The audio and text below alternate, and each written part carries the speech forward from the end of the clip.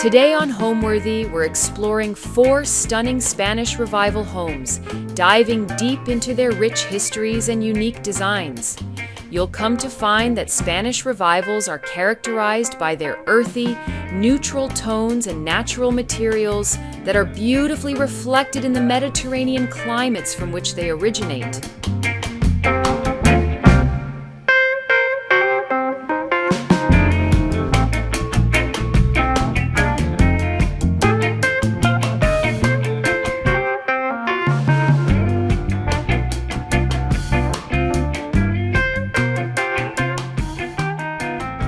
Watching Homeworthy, where we believe every home has a story. Before today's episode, click the join button below to support all of the storytelling we do on this channel.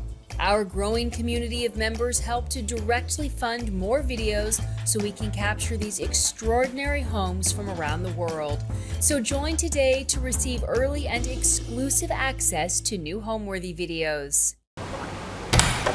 Hi Homeworthy, I'm Kim. Welcome to my home in Los Angeles, California. Come on in.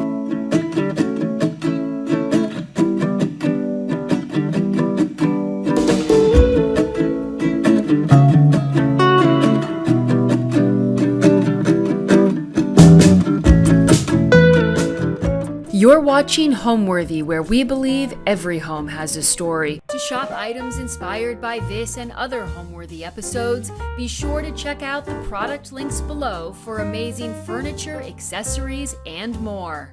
Hey guys, my name is Kim Lapine with Kim Lapine Interiors. I'm an interior designer and we are at my home in Palos Verdes Estates in Los Angeles, California.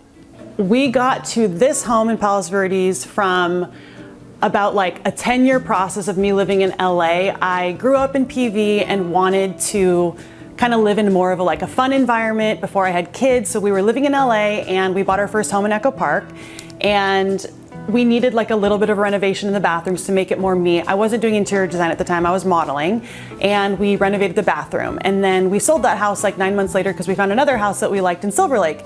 And we did that renovation process 7 times in 7 years in different neighborhoods of LA, from downtown to Echo Park to Silver Lake to Los Feliz to the Hollywood Hills. And then we got to Palos Verdes because we had our first baby in 2020. And I was just like, I need family help. This is too much. And that's actually when I started my interior design firm in 2020.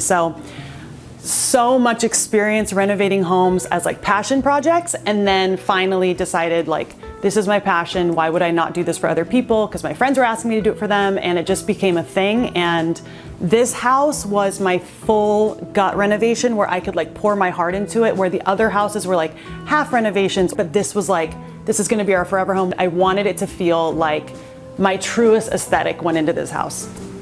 The architectural style is Spanish Revival, and it's really charming. Like, there's a lot of arches that naturally happen through the house that I didn't put in when I renovated. I kept all of those elements, but we leaned into making it feel a little bit more like pared down Spanish by doing the plaster and like this really pretty soft lighting, and then more eclectic elements by, you know, the stone and the tile work and the millwork.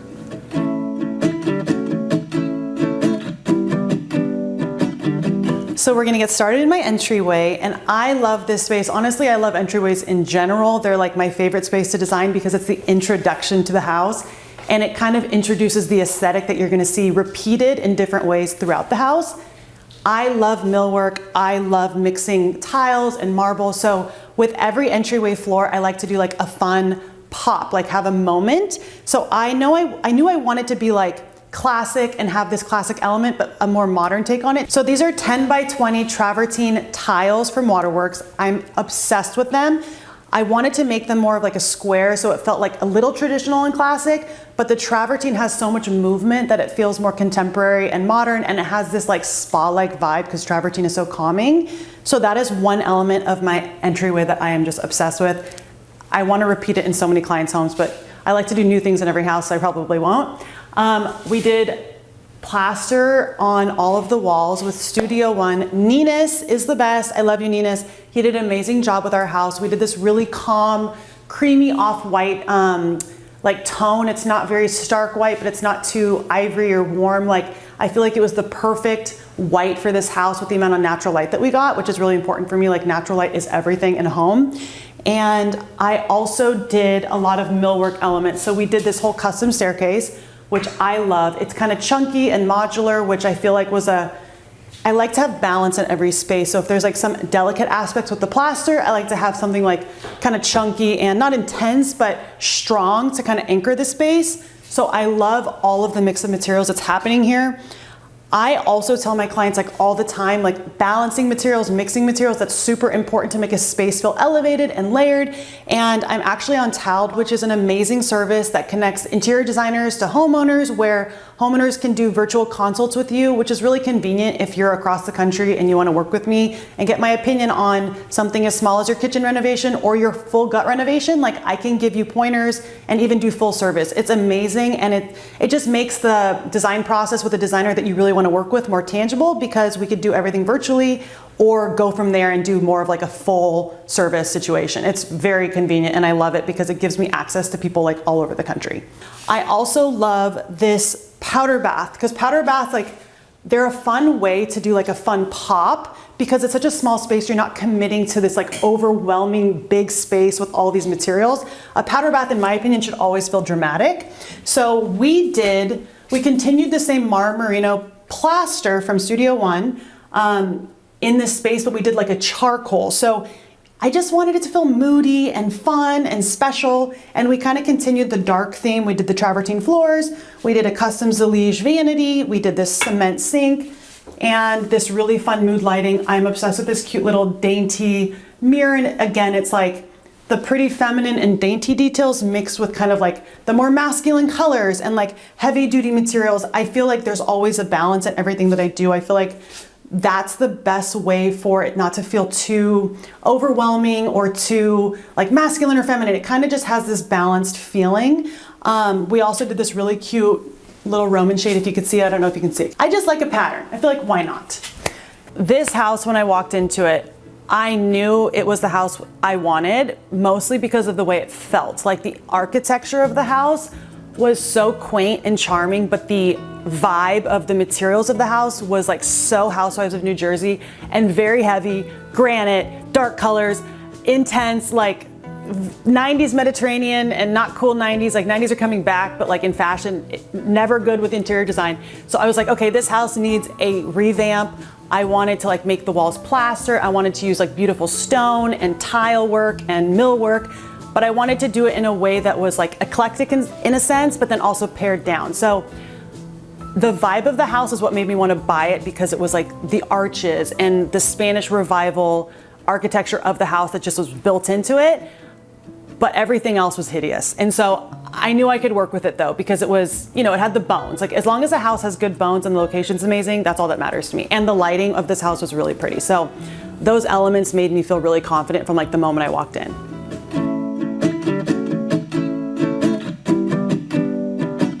So we're going into my living room, which is my favorite room of the house. It's sunken, and I feel like it's just that dramatic room where I have like cocktails with my girlfriends. I wanted to make it feel like equal parts serene, but also architectural, which is why I wanted this fireplace to be centered on the wall. This tapered design is so cool. It's in plaster. And then we did this onyx bench from wall to wall. I'm obsessed with onyx. I feel like onyx should be clad in everything. It's so gorgeous. And again, with the lighting, like lighting to me is everything. If you don't really max out the lighting in a house, I feel like it's a missed opportunity. So I have these backlit, really pretty unlacquered brass sconces, which I think adds to like the mood. I also have this Gabriel Scott chandelier, which is my favorite light ever.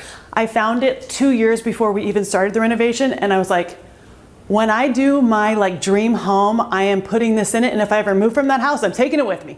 And I will definitely take this with me if we ever move. But it's like glam, which I'm not usually attracted to, but it's also architectural and interesting, and it has like the shape and texture to it. And I just feel like it adds a lot to the space, especially because we have the height in the ceilings. We also have the plaster again carried through this room, and the natural light from the arch windows. I love this space. I think it's so cute. And we have this Sarah Ellison modular sofa that I've always wanted. I feel like it just is like kind of whimsical and fun, but it also has that like 70s Italian vibe to it. And it's in this fun mohair, like velvety situation. I also love tables. I don't know if you see how many tables we have going on in this space, but I feel like a vintage table is always a good thing. And these are actually really cool because they were $500 for the pair, which is insane if you know how much marble costs. I actually bought the bases, which had a glass top. They were lamps before from a consignment store in Palm Springs. And then these tops were on nightstands from this really ugly nightstand situation. So I was like, can I buy the tops and just buy the bases? And I put them together and I feel like they look like they were meant to be. So I love these. I also got these nesting tables from a vintage store in Pasadena. So I put one on that side too on these. But it's just like mixing the stone and mixing vintage things, like the old and the worn. I feel like it makes the space feel so layered and elevated, and it just doesn't feel like I bought everything from one place and I got it delivered in one day and I installed it. It's like, I like the layering of things that are old and new, and I just think it makes a place look like lived in and cool. I don't know. So elements of every room that I love to layer in are just vintage, like curiosities, little elements that kind of make the room feel more layered and interesting and cool. So obviously coffee table books, that's a given, but like little dishes and little, I don't smoke, but an ashtray, because why not? I can put like candy in there or something. I have these Helmar doll glass blown pastel little bowls. I just feel like layering your table with fun little items that guests can just kind of like ooh and ah over, it's fun.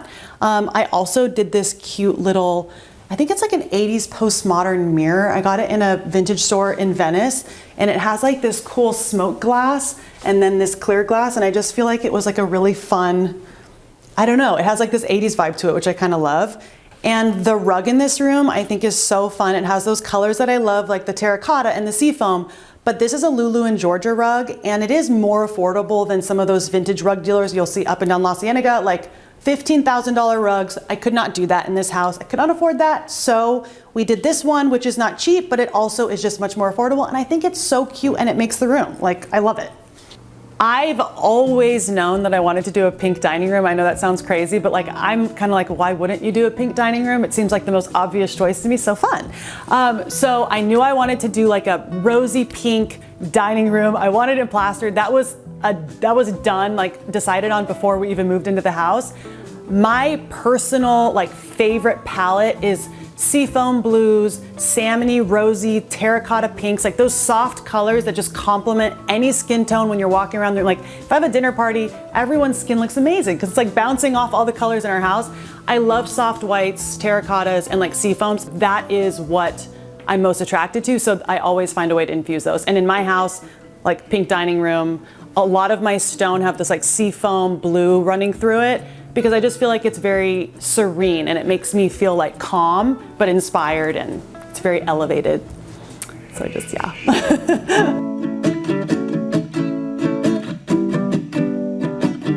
So join me as I come into our pink dining room, my second favorite room of the house. This room is so cheery and happy.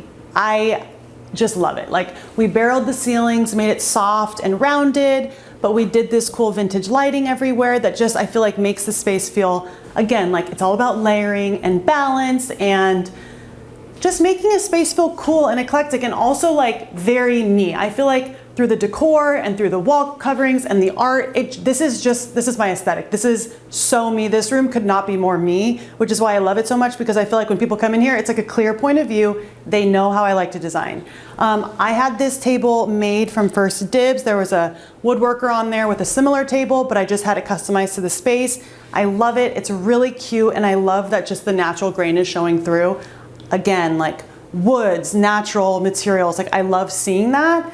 I had these chairs shipped from, like, I don't know, the Netherlands or something. I love them. They're kind of modular and cool and funky.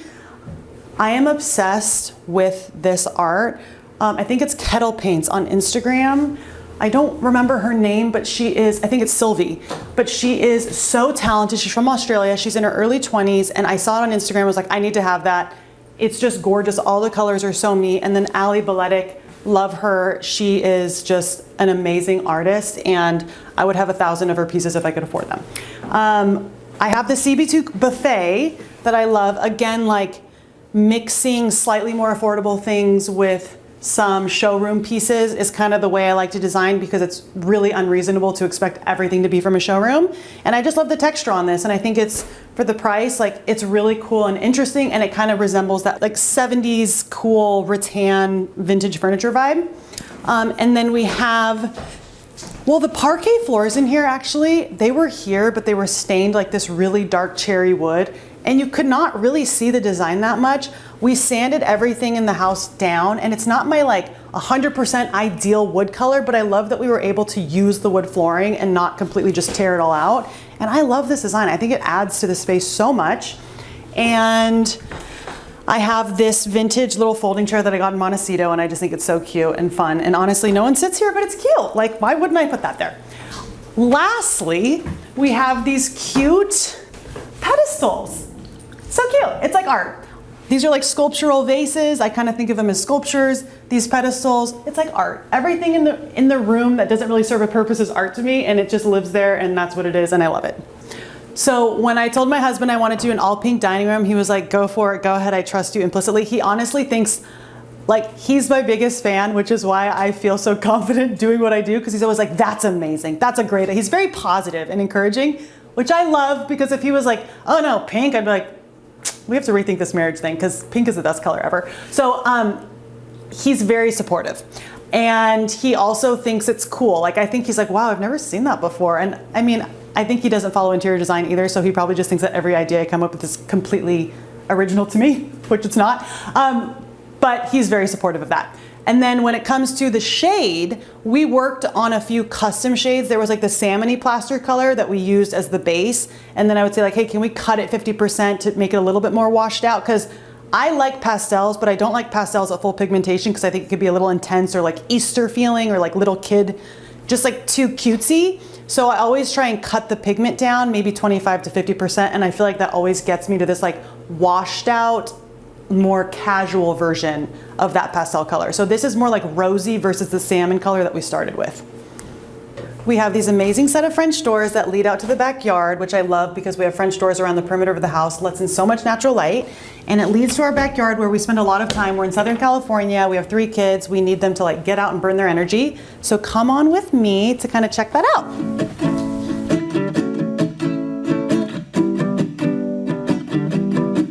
So I don't know if I mentioned, but I have twins. They're 1.5 years, and I have a 4-year-old. So we are always trying to find ways to keep them busy and burn their energy so that we could get them to bed at 6:30 so that I can work when they go to bed. So we use the jacuzzi a lot. We don't have a pool, but this suffices for now. And the jacuzzi used to have kind of this like intricate travertine, like I said, kind of like 90s Mediterranean countertop, and it was just weird. So we just chipped that away and did this fun checkers de liege. It's really cute. It just kind of makes the space feel a little more playful, but because it's Spanish and these are like handmade tiles, it feels like it blends with the space well, but it's also like a little bit contemporary. The flooring was travertine. We didn't touch anything here. So it was pretty much like this, but we just added the countertops, some of the lighting, and then the furnishings. But we love to hang out here. Sometimes we'll watch a game on the TV. It's just nice to get outside. The weather's like always 75 degrees. So it's great, but this is what we got, and we love being back here. It's so nice. The fireplace is just, it's like a very zen vibe, and I need that at this season of my life.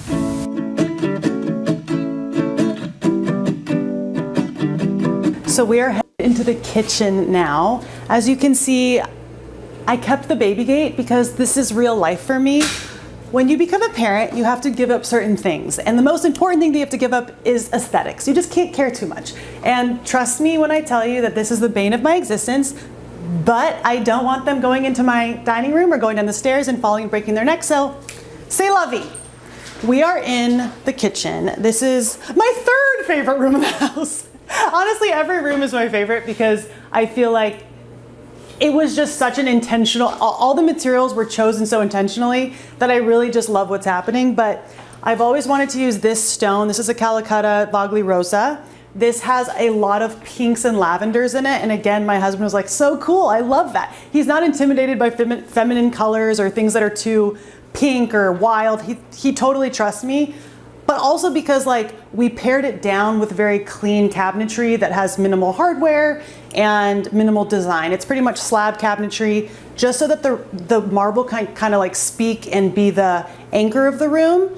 We didn't have a lot of space either, so we did an island that was small and oval because the hard edges would have just made it feel tighter, and honestly, I like always get bruises on my hips because I'm so tall from like the edges of countertops. So I like the idea of not bumping into them or my kids hitting their head on them, and just it makes the room feel a little bit more intentional. And like the size of this is small, but it really fits the size of the room because we didn't have a lot of space to work with the island. We continued the plaster in this room, and something I love about this space is the lighting. We have the alabaster lights and these sconces. So like the sconces are a little more architectural with the perforated metal, and then the alabaster is more soft and zen and natural because it's just like an alabaster ball and it just glows, and at nighttime it's really special. And it's like a little fun wow moment, especially if we have a dinner party, like doing dishes. It just like adds to the ambiance and the vibe. We did a full marble backsplash and splashback for the stove because it's such an intense marble and it's such a fun marble that I felt like we really should show it as much as possible so you can see the different types of veining on this side and on this side. So again, like with the vintage items, I found these onyx handles in Palm Springs because we spent a lot of time out there, and I didn't know what I would use them for. In our last house, we used them on pair doors that entered, pink pair doors that entered the master or primary bedroom suite. I took them from that house and I replaced those with some like random brass knobs when we left, and I put them here because I just felt like it's another little fun moment. It's a simple wall of cabinetry. There's not a lot going on, and this kind of just adds that special touch. You know, like always little design moments. I'm trying to find ways to just add that little like fun to little corners of the home. I also have this bookshelf that's attached to the stove run wall because I wanted to display our cute stemware. I mean, when I have a dinner party, I like showcasing our fun. These are like glass blown, Estelle colored glass, wine glasses and martini glasses, and then Le Double J has amazing glass blown glasses. So I just felt like it was a fun area to kind of display some of my favorite things that are, it's like a feast for the eyes, if you will. It's very fun and I just love it. I like looking at it. I use them. It's functional, but they're pretty. And it's like a talking point. When people come over, they're always like, oh my gosh, where did you get these? I need good stemware. And I feel like people always think like, oh, I just need clear, simple, but like, why wouldn't you do color? It's just more fun, you know? And one of my favorite areas of the kitchen is our little alcohol cabinet because it has the full backsplash all the way up. So it's like a fun little design moment, again. I just love design moments.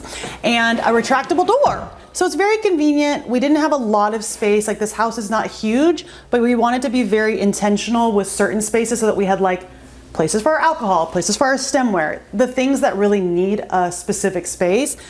And we also did the cabinet or the marble countertop in here just to make it feel more finished. We have some more of our Estelle colored glass and glass blown stemware, and it just makes me happy. This little corner makes me happy, not because it's alcohol, but that doesn't hurt.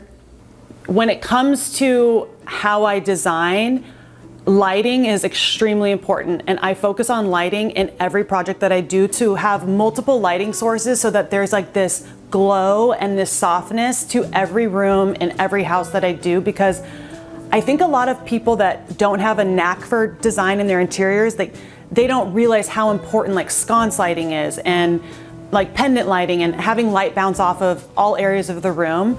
That's one of the biggest compliments I get when people walk in here. They're like, oh, I just love how it feels. Like the lighting is so nice and it really changes your mood. So like I always focus on lighting. I always also try to use only natural elements. So like materials, whether it's like natural stone, brass or metals that patina naturally. So if they're oxidized or if they're like unlacquered brass because it patinas over time and it's beautiful, and natural woods. Woodwork is really important. So like those, like the marble, the woodwork and the metals, anything that's super natural and patina over time, I like it to feel lived in, which is why I kind of feel like the European eclecticism and like West Coast casual, that's how I kind of describe my style, because I infuse those two elements into everything I do, because I want it to feel lived in and I want it to feel like it doesn't have to be perfect. The plaster is imperfect for a reason. I want it to feel lived in. I think that every home should kind of have that like element to it. I don't want everything to feel like spick and span and perfect and like tied up in a bow. I'm not attracted to that at all.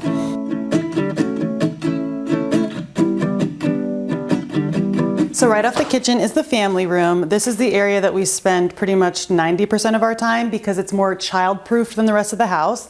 We have this little nook that I dreamt of doing like family breakfast at, which doesn't happen, but it's cute. It's a plaster curved bench that we built in, and I did a Logan Montgomery like outdoor textile fabric so that if the kids get it really dirty, it just washes up and it's perfect again. We use the CB2 table, which everyone thinks I had made because it looks very specific and custom to the space because the sizing is perfect, but again, like a little more affordable than some of those showroom pieces. And then I always like to have like this glowy light around banquette seating. So there's like soft mood lighting. If you did have dinner here, if it's me and my husband, the kids are down, we have our dinner together, it's like, it just feels like a little bit like a cafe or something in Paris. Sometimes we just transport ourselves there because we can't get on a plane with all our 3 kids. It's just not gonna happen. And then I also have these Forbes and Lomax switches. I am obsessed with them. I will use them in every house that I do if the client is willing to pay for them, but any investment property we do, I try and include them in there because they are probably the #1 thing that people comment on when they come in the house. They think they're vintage. They're not, but they look vintage because they have this like rotary, you push them in. They're just cute. They're fun. It's a fun little element. And also like such a small detail, but I love having special AC vents or returns because it just makes like those plastic ones are not cute. Might as well make them pretty. And as we move into the family room, again, like I've talked about my favorite colors like terracotta, seafoams. I really like to continue the color palette everywhere in the space so that everything feels cohesive, but every room kind of has its own identity. So like, obviously I'm not gonna make everything pink, but terracotta kind of like plays off the pink dining room. It's fun, but it's also, it's 6 penny, it's so comfortable, and it's not precious because it can't be precious because I have 3 kids under 4. We did this fun corner fireplace that's rounded in Zalige 2x6 tiles from Clay Tile. Love it. And I had this brass screen made because the kids kept trying to eat the fireballs, which was not safe. So we had that made. Love it. I think it adds like a little bit of glam to the space. And then we had this millwork wall fabricated and installed, and I just love the way it looks with this Calicut Arni countertop. It's little design elements that make this room feel a little bit more elevated, even though most of the time I'm like changing diapers and chasing my kids around and someone's falling and screaming. It's my happy place as much as it can be. This room is always filled with toys, and I wanted to have cute baskets to kind of conceal those toys. At the end of the day, I could at least make it look more like me when the kids go down. It's not this clean most of the time, but every day I make a point to like clean this room and put it back together because that makes me happy when my space is clean, like my mind is clean, and I can get on to my other tasks. So it's just making it work, you know, like I had to, candidly, I cleared out a couple baskets for you guys because I'm like, they don't need to see every toy, but this is pretty much the setup with our blocks over here and our CB2 baskets under here, and there's a lot of stuff in these cabinets, you know, but it conceals it. It makes me happy to conceal it. Again, I like little cute things to add to design moments. I got these from a store called OK in West Hollywood. These are, I think, ceramic, or I don't even know, like, but an artist made them. They're handmade. Just like a fun little element. I love my design books. I use them constantly for projects to get inspiration. And then again, like, I just love this color. I'm always trying to find ways to add terracotta and wood and just different shapes. Like the biggest thing for me with this wall was that there's different shapes and textures. So like, if I have something low and squatty here, I have something like tall and architectural below it. So I have these little candlesticks from a vintage store in Venice, and I just love them. They're like kind of 80s, and I don't know, they're pink and green. It's just, it seems like me in a candlestick, honestly. You got the rose, you got the seafoam. Couldn't get better than that. And then again, you guys, like, you can very much see what my favorite colors. I repeat them everywhere, but this is from the same vintage store in Venice, and it's just like a little, like not a candle. What is this for? Flowers. I don't use it for flowers, but I use it for an object to like display, like another shape, like round, tall, squatty. Like as long as you're mixing heights and mixing shapes, I feel like you're good to go. The eye likes to bounce around, so I try and diversify what's happening on this wall. So I have this print from a beach club in Italy. Natalie Obradovic is the photographer. My husband and I went there 5 years ago when I was pregnant with my first child. So when I saw this online, like one, I liked, like sometimes photography can be too stark and bold, but I liked how this was really washed out, but it feels like vacation to me because I was there on vacation, and it has kind of like a sentimental value because I was pregnant with my first daughter and it was the last Italian vacation we went on. But this is like a special place to me because I was pregnant the whole time, and it was just, it has like that, it's like seared in my mind because of what it represents to us. So it's fun, and I just love the colors too. It's like all my colors, like the skin tone, the terracottas, the washed out blues. It's just, it's fun. I love it. Okay, so just as important as design is the way my house smells when people come over. It's very important to me. I have Bibliotech burning from Byredo, and I love this candle. Everyone compliments it. It makes the entire house, I don't even know what the smell is, but it's just amazing. Warm and cozy and fresh. Byredo, Bibliotech. It's their most popular scent, and I like the way it looks too. The black is like kind of modern and cool.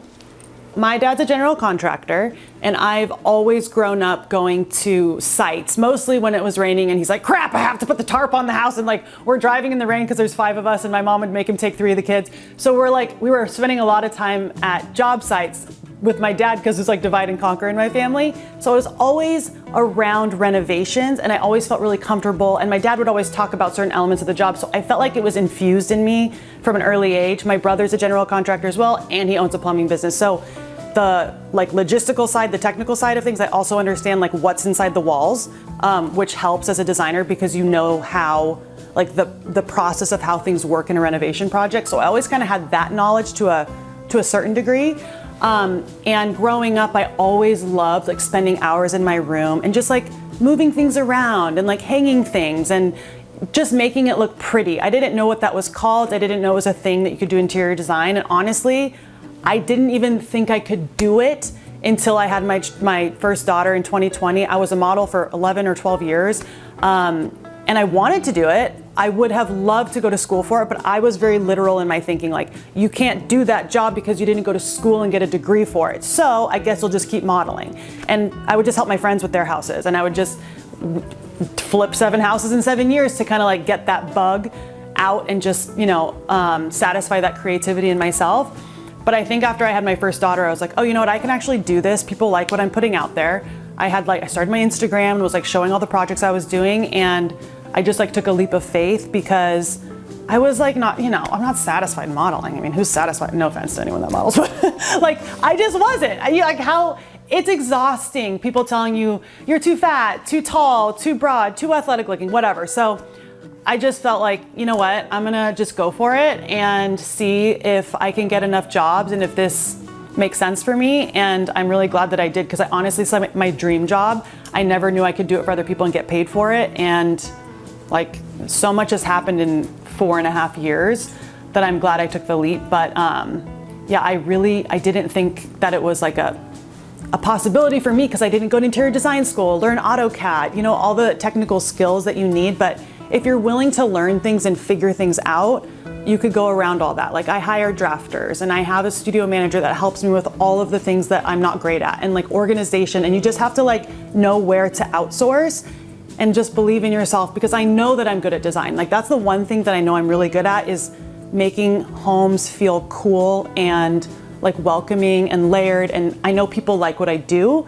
So yeah, it's like a very roundabout way of just saying like I really followed my dreams, and I'm super happy with like how it's gone so far, because it's only been 4.5 years and I feel like I've made a lot of progress in such a short period of time.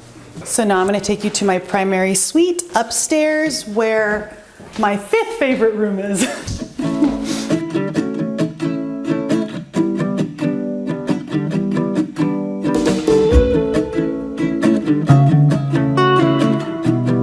So we are in the primary suite, which is our bedroom, and we carried that Marmerino plaster through the rest of the house. And in this room, we did more of like a gray. I felt like I had to throw my husband a bone, even though he's all about the pink plaster dining room and is totally down with it. I wanted to give him something that felt a little bit more masculine for our primary suite and just grounding. So we did this like really calm, kind of like cement tone on the walls, which I love, because again, like I like masculine, feminine balance in every space. I also did these arterial sconces, which I love, and they're pretty affordable in comparison to some of the more showroom pieces that these are like not copied off of, but have the inspiration from, with the alabaster front, because you'll see these for a few $1,000s, but these were like a few hundred. So it's a good hack to kind of like, you can always find the look online if you're willing to search and source and find something similar. There's so many companies out there that are doing similar things but for less. So I always also encourage my clients that. I'm like, you don't have to get the showroom piece. Like, I could find something cheaper for you. I love the way they just like give off this really warm glow, and I like that they're like a natural material, the alabaster, the marble, like I'm always trying to add those natural elements in. So love the lights, I love the glow that they give off, and I just had this framed. I found this, again, like huge thing with me, everything is from a vintage place if it's not from an actual showroom or like a place online. This is an artist, I don't even know who it is. I found it like digging through art at this place in Pasadena. I loved the mixed media vibe of this. It's like crayons, it's paint, it's whatever. It's just the colors are really fun. It's not a print, it's a real painting. And I just thought it was really cool, and it was really affordable because it was not framed, just like sitting in a pile at this place in Pasadena. I got this chair, which is so fun, from a consignment store in the desert. So Palm Desert and Palm Springs have amazing vintage finds. This is from Palm Springs. I can't remember the name of the place because it's kind of obscure, but it was covered in pink mohair, and it's from the 80s. So just thought the modular vibe was really cool. I loved the shape of it. And this is sometimes where I work. So like I have my pin board here and I'm constantly finding inspiration from it. And it's just kind of like my favorite little corner because it's just a lot going on. Like the marble's really pretty, and these disc lights are a bleached walnut from Allied Maker. They're so pretty. I love them, and I feel like, again, the glow, the lighting matters so much in a space, and I feel like we did a good job of bouncing the light around in this room. We also did this custom fireplace, and the surround is just a plaster, kind of like tubular surround. I wanted to keep it simple because I knew I wanted to do the wall-to-wall marble again, like we did downstairs with the onyx. I felt like the surround or the design of the actual fireplace mantle needed to be more simple because we're doing like more intricate graphic marble pattern. We also have like our little, again, curiosities. This light is very cool. You just touch it and it gets like brighter and brighter and brighter until it turns off. So I love the glow that this gives. It kind of feels like candlelight at nighttime. It really gives like the actual candlelight glow. So it's really pretty, and I think it just looks kind of cool and architectural, this marble bench. I also had this very old, like Jonathan Adler bench from years ago that I loved back then, but it kind of was like a little tired. It got stains all over it. So I recovered it in this Sisters fabric, which I love. Sisters is a textile company, and I got it from Una Milan. They have amazing fabrics, and I just think it's kind of like fun and playful, not too masculine, not too feminine. It's just a nice balance. And then again, like carrying those natural materials through, like we did onyx side tables, and I just love the way it makes the space feel. So our bed frame is RH. We did the RH Cloud, and I like it because it's just modular and simple, and I liked how it was just clean. I didn't want like an intricate bed design. And I've seen this bed recovered in people's custom, I know Nate Berkus did like a custom fabric on his. So I was like, that's genius. When I get tired of the gray, I can always recover it in something a little bit more fun. However I'm feeling, use that for a few years and then recover it again. So just the shape of this bed I feel like is classic, it's timeless, and it's great, and it's RH. So the cloud bed, like my fave. I also love this Lauren Williams tapestry. I like how it's just like this gradient, natural tones of like the green and the pink. And it just feels calming. Like the whole vibe for this room was spa-like, calming, and I wanted my husband especially to feel like when he comes in here from like a busy day and I come in here from a busy day with the kids, like we can really just relax and feel at ease. Like everything is very soothing, very calming. And then we also did, this is a fun hack actually. So we had beams in this room prior, but they were kind of skinny and like dinky feeling. They were not substantial. So a good hack when you have that with the interior architecture of a space, you can always cap them. So we created, like we had a Finnish carpenter create like a cap on them so they just feel more bulky. And we did this white oak stain because they were kind of like a battered rustic wood color, like very dark, and had all these, they were distressed. Like they distressed them on purpose to like make them look old, but it looked like they did it on purpose and it looked really cheesy. So you could just cap it and make it kind of feel more modern by having a finished carpenter do that for you. And it really makes the space feel very contemporary and new because we renovated the whole room. So as we move into the primary bathroom, you'll see again, we carried that plaster through the gray. So it's like the cement tone, it's very calming, but we also did silver travertine in here to kind of like oomph it up to like make it really feel like a spa. I feel like silver travertine is the ultimate spa material because it just feels so calming and relaxing to look at. And again, with the lighting to kind of have different lighting elements. So we have the pink chandelier, which makes it feel a little bit less masculine in here. And then we have these beautiful waterwork sconces that just give off this beautiful glow, especially at night with the unlacquered brass finish. So it has this patina to it. And we did all waterworks faucets and I am obsessed with them. I will use them with every client as long as they allow me to, because it's not very affordable, but they are beautiful. And I think you should spend money on your plumbing faucets because those are a fixture of the house that you won't change and you won't want to change. We also did white oak cabinetry. Don't look in there, it's so messy. It's very simple to kind of keep up with that calm vibe and just not a lot going on visually where you're kind of getting thrown around the room, because I feel like we have enough of that with the lighting and the stone and the brass elements. So I just love this bathroom. I think it's such a calming space for me to get ready in the morning and to start my day in. So we wanted to do like not a tile floor, but we wanted something that felt a little more interesting than just like a wood plank floor. So we just did this kind of like big square design that we started right here at the entry of our bathroom. So it's just in our bathroom and it's just visually a little more interesting than just plank hardwood flooring. But it just is kind of like another added moment, because one of the things I love in design is adding like I said, the design moments, but things that when people come into the space, they keep discovering as they hang out at your house long. You're like, oh my gosh, I didn't notice that marble edge detail. Oh my gosh, I didn't notice, oh, there's like a parquet flooring in here. You know, it's things that keep popping up. And I feel like it just makes it feel really special and custom. And I want every space that I do for clients to feel custom to them. So I spend a lot of time on construction detailing and like my drawings to make sure that the design is very specific to each of my clients. And like those details really matter. So I saw these mirrors at Waterworks and they felt so vintage to me. And I discovered that the owner of Waterworks actually had them fabricated from a vintage mirror she found, I think at like a French flea market. And I love them because they have that old world feel, even though they are new, but they just feel more interesting than just like a square or oval mirror. I don't know, I just thought they were so fun. And also like, you could see your hair and stuff. Like, it's very functional, really. Home is like your safe space. It's your place that you can go unwind and like be 100% yourself. I'm a very extroverted person. When I go out in the world, I actually get energy from being crazy and wild. I'm like, oh my gosh, hi, nice to meet you. Like, I don't put that on. It's just what happens when I see people. It just happens to me. It takes a lot out of me though. And I get home and I'm like I can't talk to anybody. And I have to like really just like relax and be calm. And so home for me is like my little safe space where I get to like recharge. It's my inspiration. It's where I'm like dreaming up for my projects, which is why it was so important for me, for my house to be me, so I could feel inspired where I am and where I live, because Palos Verdes is a beautiful community, but not known for its interior design. The houses are original.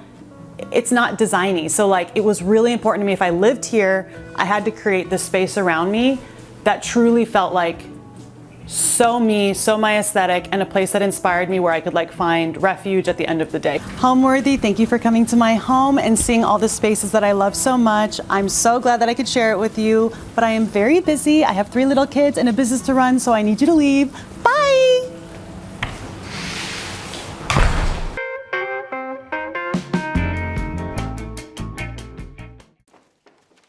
Hey Homeworthy, I'm Korinne. Welcome to my home in West Palm Beach. I'd love to show you around.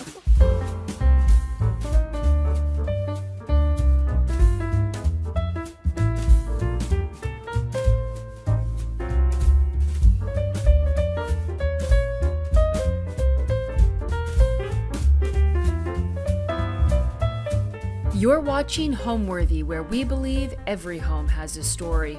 Before today's episode, click the join button below to support all of the storytelling we do on this channel.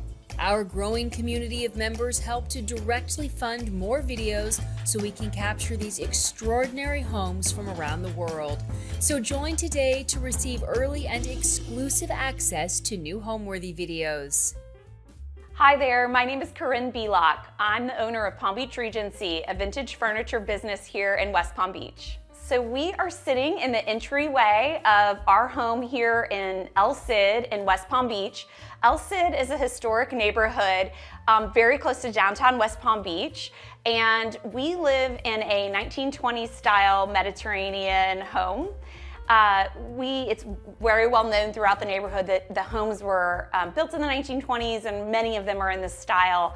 The thing that's really fun about our home is it's historically marked as 1924, but actually we did a little research with the city, and the first structure was built here in 1905, so there's a possibility it's one of the oldest houses in El Cid. So I can tell you a little bit about how we stumbled across this house.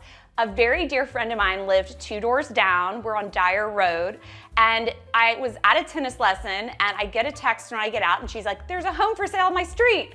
I immediately left the tennis lesson and drove by and saw that there was an open house sign up, which I thought was perfect. So I walk right into the open house, and funny enough, it was an open house for realtors because this is the first home we've ever purchased, so I had no idea how it worked.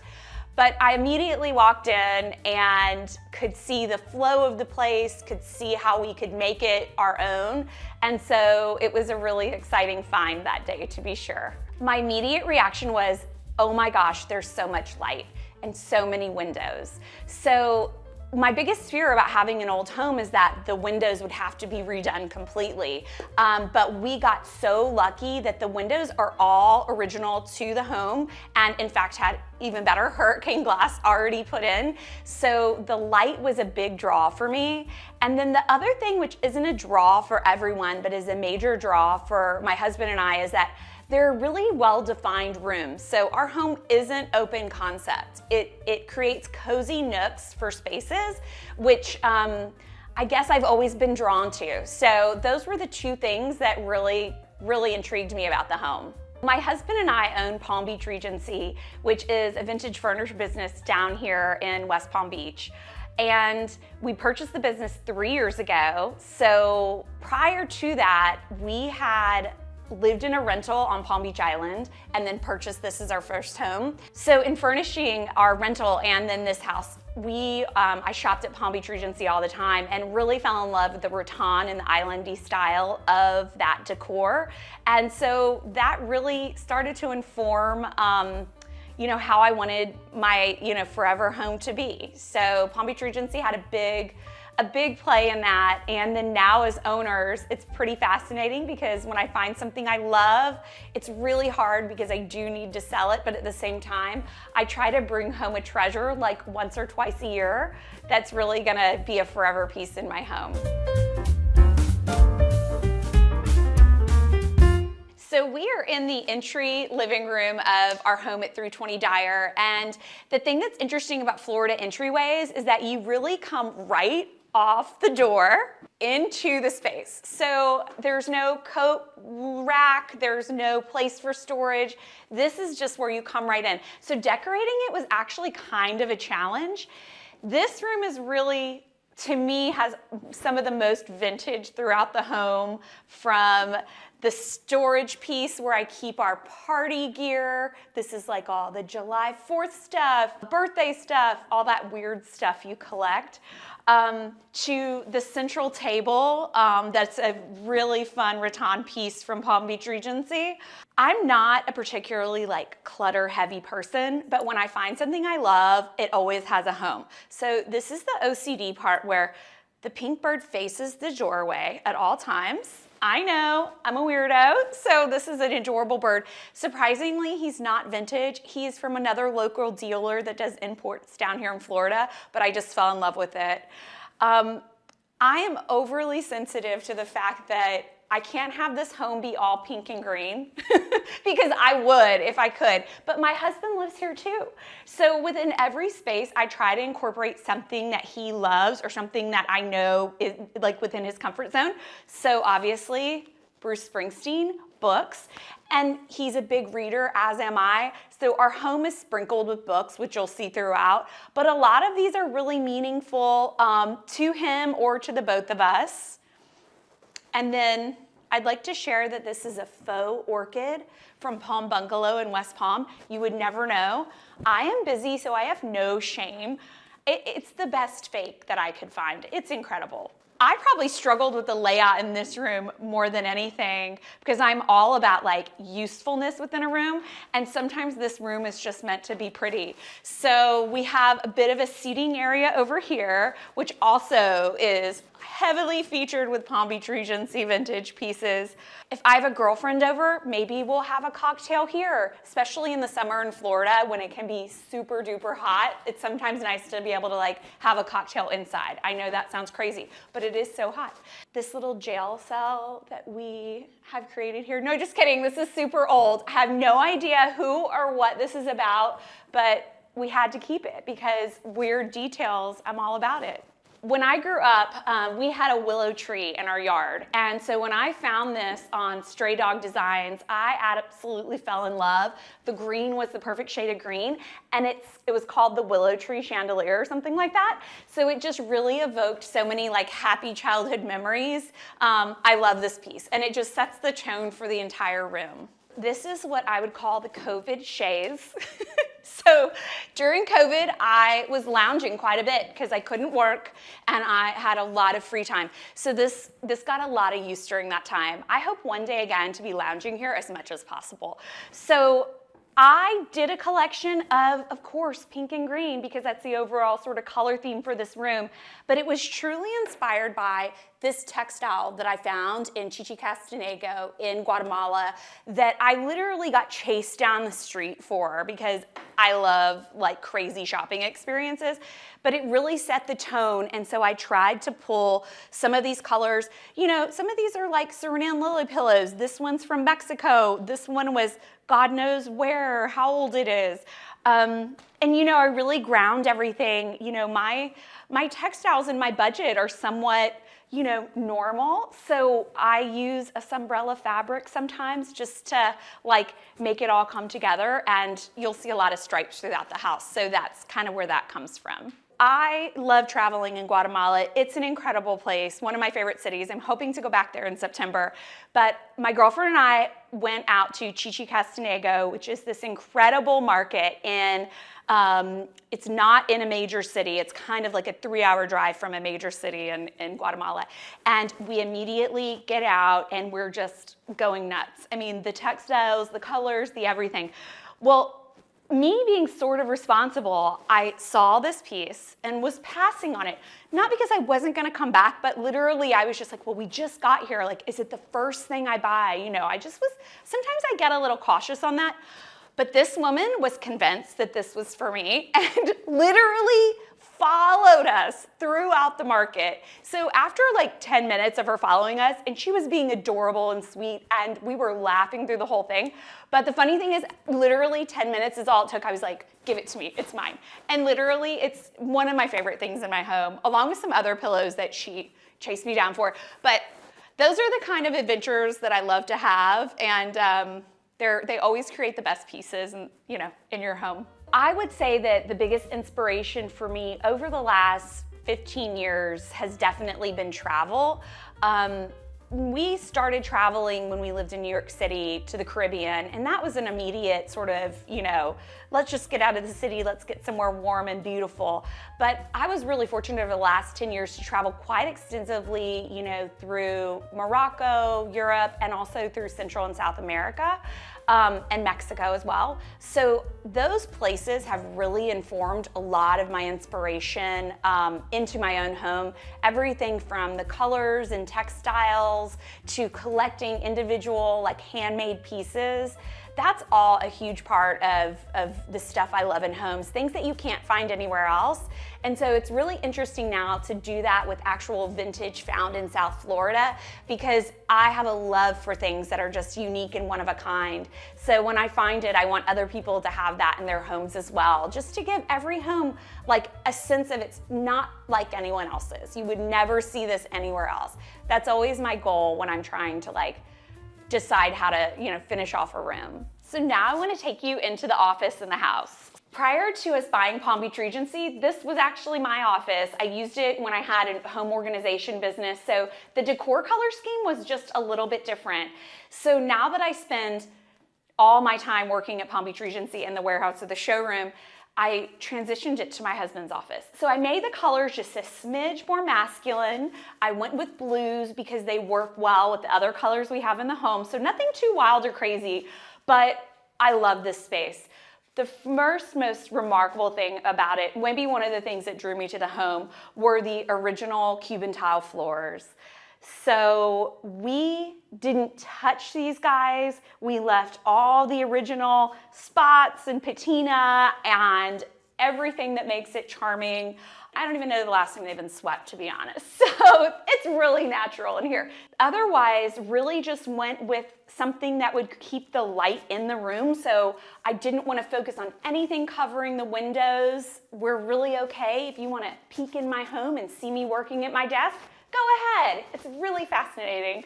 So we kept the light flowing into this space really well. As a former organizer, I am a bit about like a clean desk policy, I know. So the glass desk, I think was from Wisteria. It's super heavy, but it is the kind of piece that lets the floor shine. And then obviously storage, not that that's sexy, but I mean, you gotta have practical storage in an office. So this is a photo of two little babies, actually. My husband and I, this is, I think, we met in 2004 and we got married in 2010. And this photo is, I think, from like 2005. So it was one of the original, like your best friend's wedding photos. And I love it. And it reminds me of how young I used to look. And he used to look. And so we've been married since 2010, and he works with me full-time in the business. He does some consulting stuff, but he primarily works with me in the business, and it's amazing. I mean, it's hard, but it's amazing. One thing you'll see in this office is the first of many, which is I travel to Morocco, and I can't not buy poofs. Somebody can tell me that poofs are like overdone.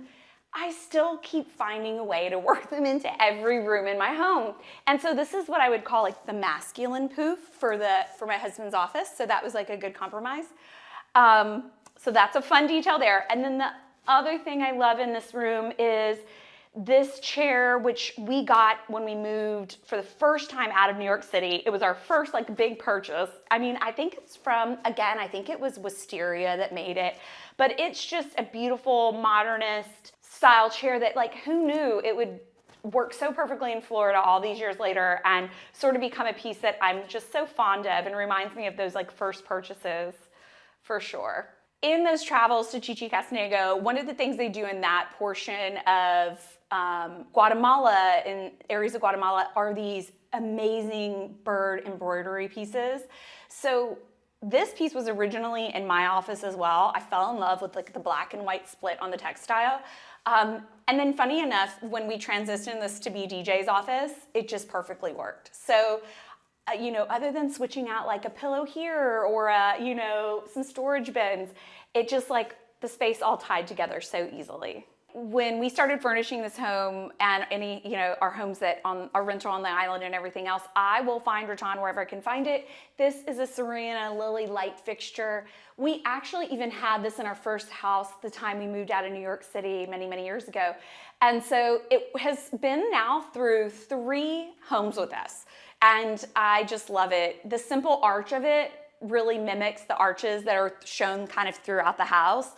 And it doesn't distract, again, from the most important piece in the house, which is the Cuban tile floors in this space.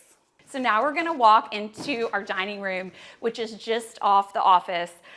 This is probably the most commented on piece in our home, which is the ping pong dining room table. I saw this in coastal living before we even bought the house, and a designer out of the Panhandle of Florida had done it for a custom piece for a coastal living home. Her name is Erica Powell.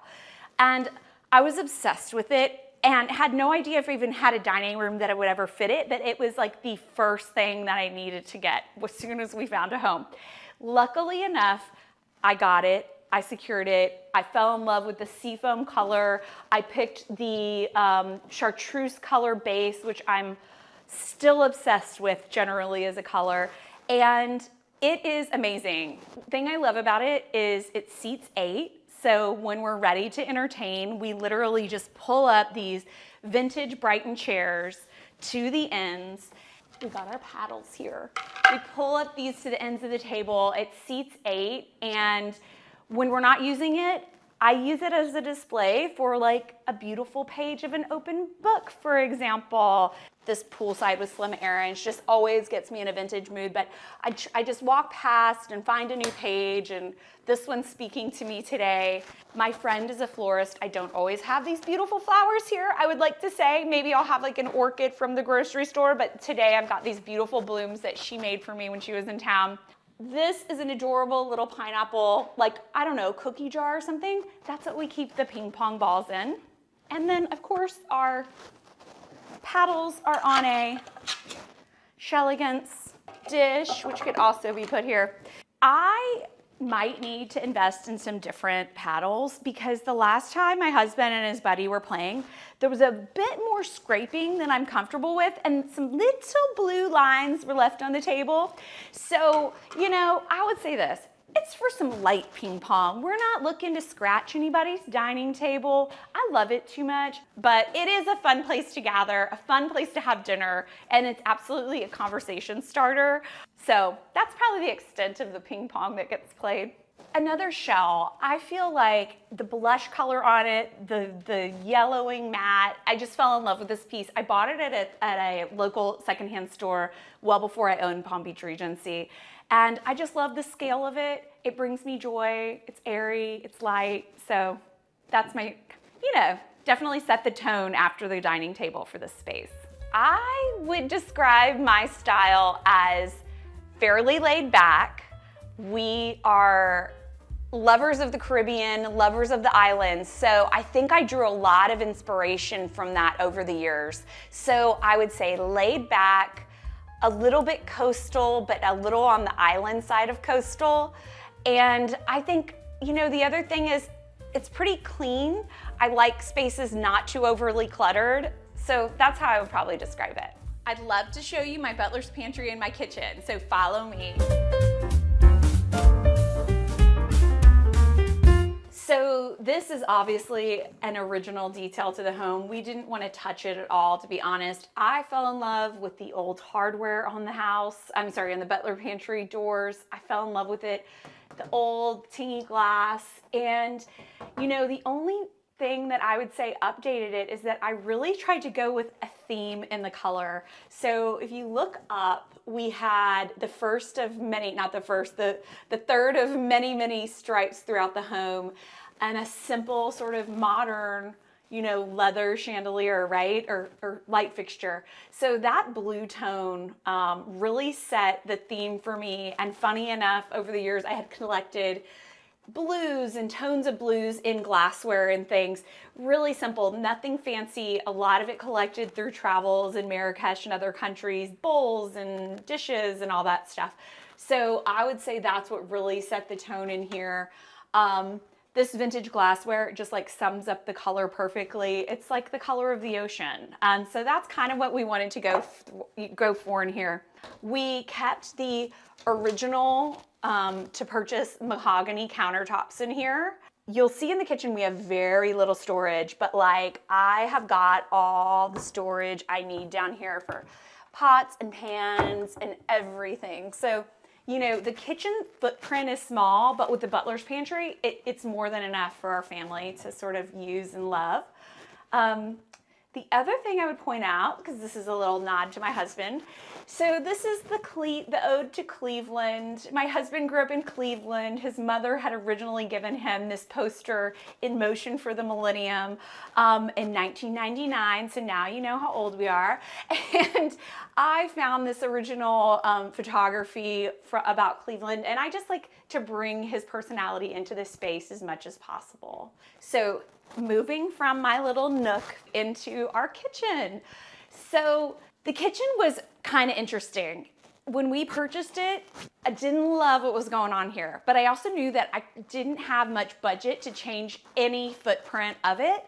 So I was like, how do we make this work? So the main thing is we kept the original mahogany countertops. So to me, in this kitchen, I feel like I am in a Caribbean home kitchen, right? So it's got mahogany countertops, crisp white walls, things that speak to like a Caribbean vibe to me. And so I really embrace that in the color theme as well. So I went with yellow and green, which is like always one of my favorite color combinations. So I'm shocked. I, of course, found a way to work that into the home overall. A friend of mine who's a local potter, her business is called Avenue Pottery. She hand did the tile, the mermaid tile behind the stove. So that backsplash is such a really special detail for us. And then I love things like pineapple baskets, of which I will pick up on all of my travels. So one of my favorite things about this kitchen is also the nooks. So there's another nook here, which is our bar. So before we were able to renovate the guest house, we definitely needed somewhere to gather with friends and pour drinks and have fun. So this was it, and we had to keep it because honestly, again, the summer heat can be intense, so a bar inside's not the worst thing. Some of my favorite things here are the art, to be honest.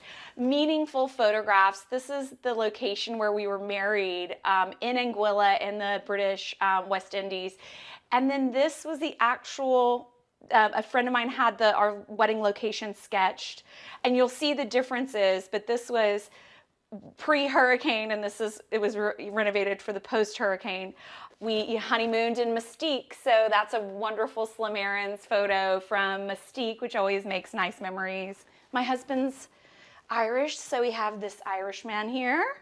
And, you know, overall collected and loved, and vintage bar books, all that stuff is such a fun thing to collect and find. So I guess I do have a collection issue now that I think about it.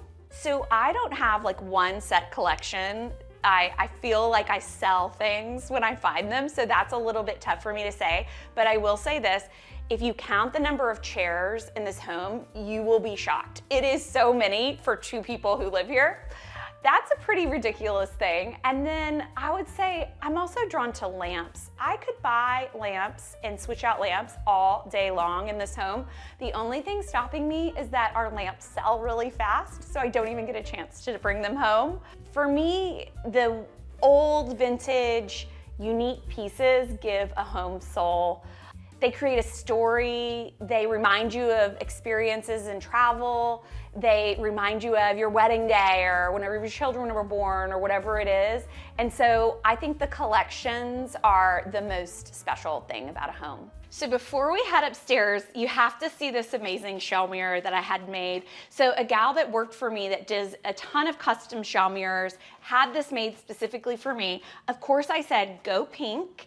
I'll always love pink, I just know that. And this version of it is a little bit wild and crazy. I wanted it to feel like almost like organically put together, not too pretty, not too perfect, kind of just like the home. I like it to be a little bit fun and funky. Welcome to our primary bathroom upstairs. So this is probably the other space that made me fall in love with the home.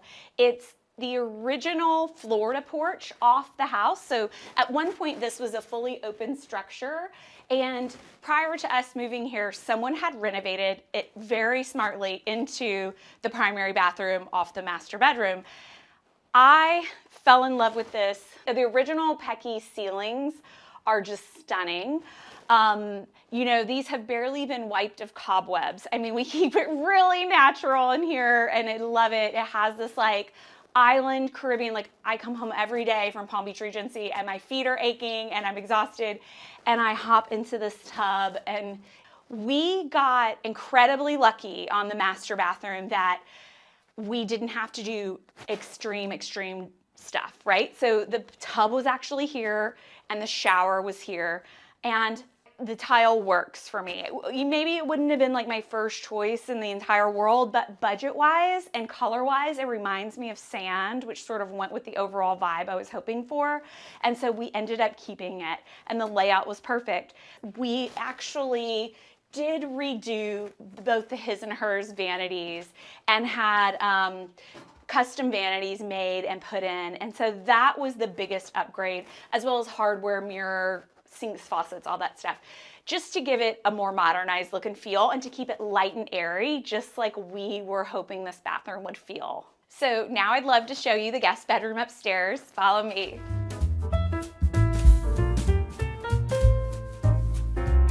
So welcome to the guest bedroom in the main house. This is where, when you come visit me, you can stay. This is a really interesting space. To be completely honest, it really was at first a mishmash of all the pieces after we decorated that I didn't quite know where to put, but somehow it just like tied all together. Starting with the light fixture in this room, this was one of the first pieces, and it's not vintage, to be completely honest. I think it's PB teen, something crazy, right?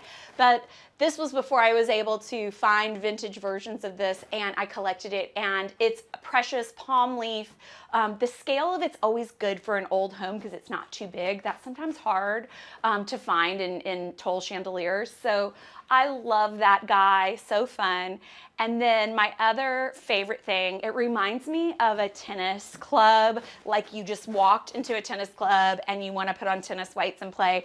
Again, the only thing that has touched this chair in the last 60 years is probably my Clorox wipes, because I did not change a thing about the upholstery. I kept all the original vinyl on it, and I just love it. Even like the little details, the piping in green, it's just perfect. So that guy also had to come home with me immediately when it walked in the store.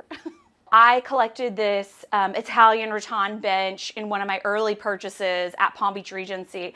And as much as I love it, I knew in the primary bedroom, I wanted to go a little more old Hollywood kind of glam. So I was like, how do I work this in somewhere? It's perfect here. And I love this at the footboard.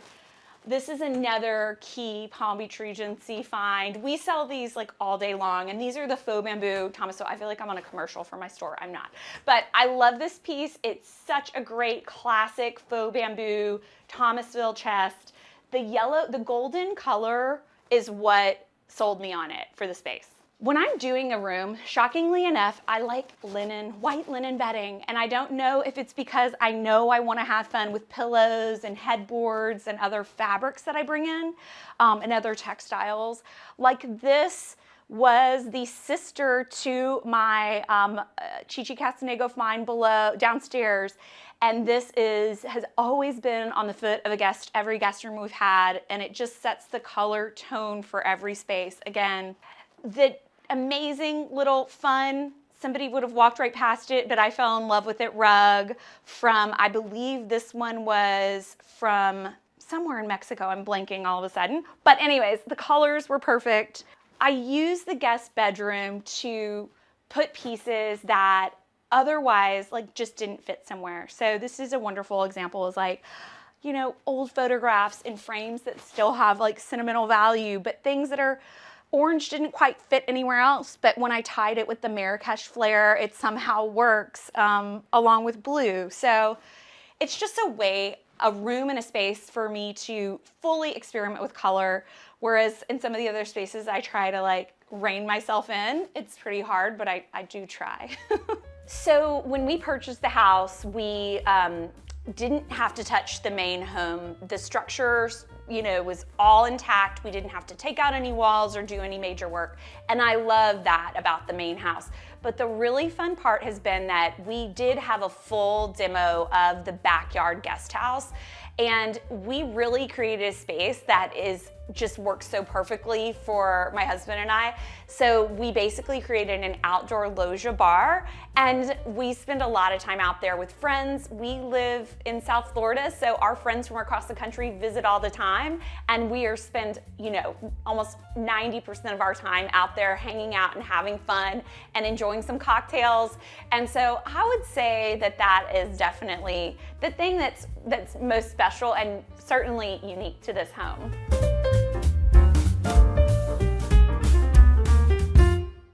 Welcome to the guest house. This was a structure that really was a full gut renovation. So we're in a historic home, so we couldn't change the footprint of the size of the guest house, but we had that space to work with. So we essentially had to demo it down to the studs. They even poured new concrete because we were having some water drainage issues. So this really is a truly new structure for us that we created.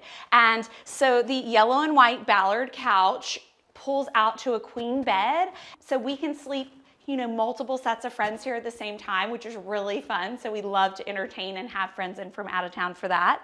And then moving into this, we use it in the summer quite a bit as well. When it's too hot to sit outside, just grab a drink at the bar and come in here. So that's what we sort of love to do.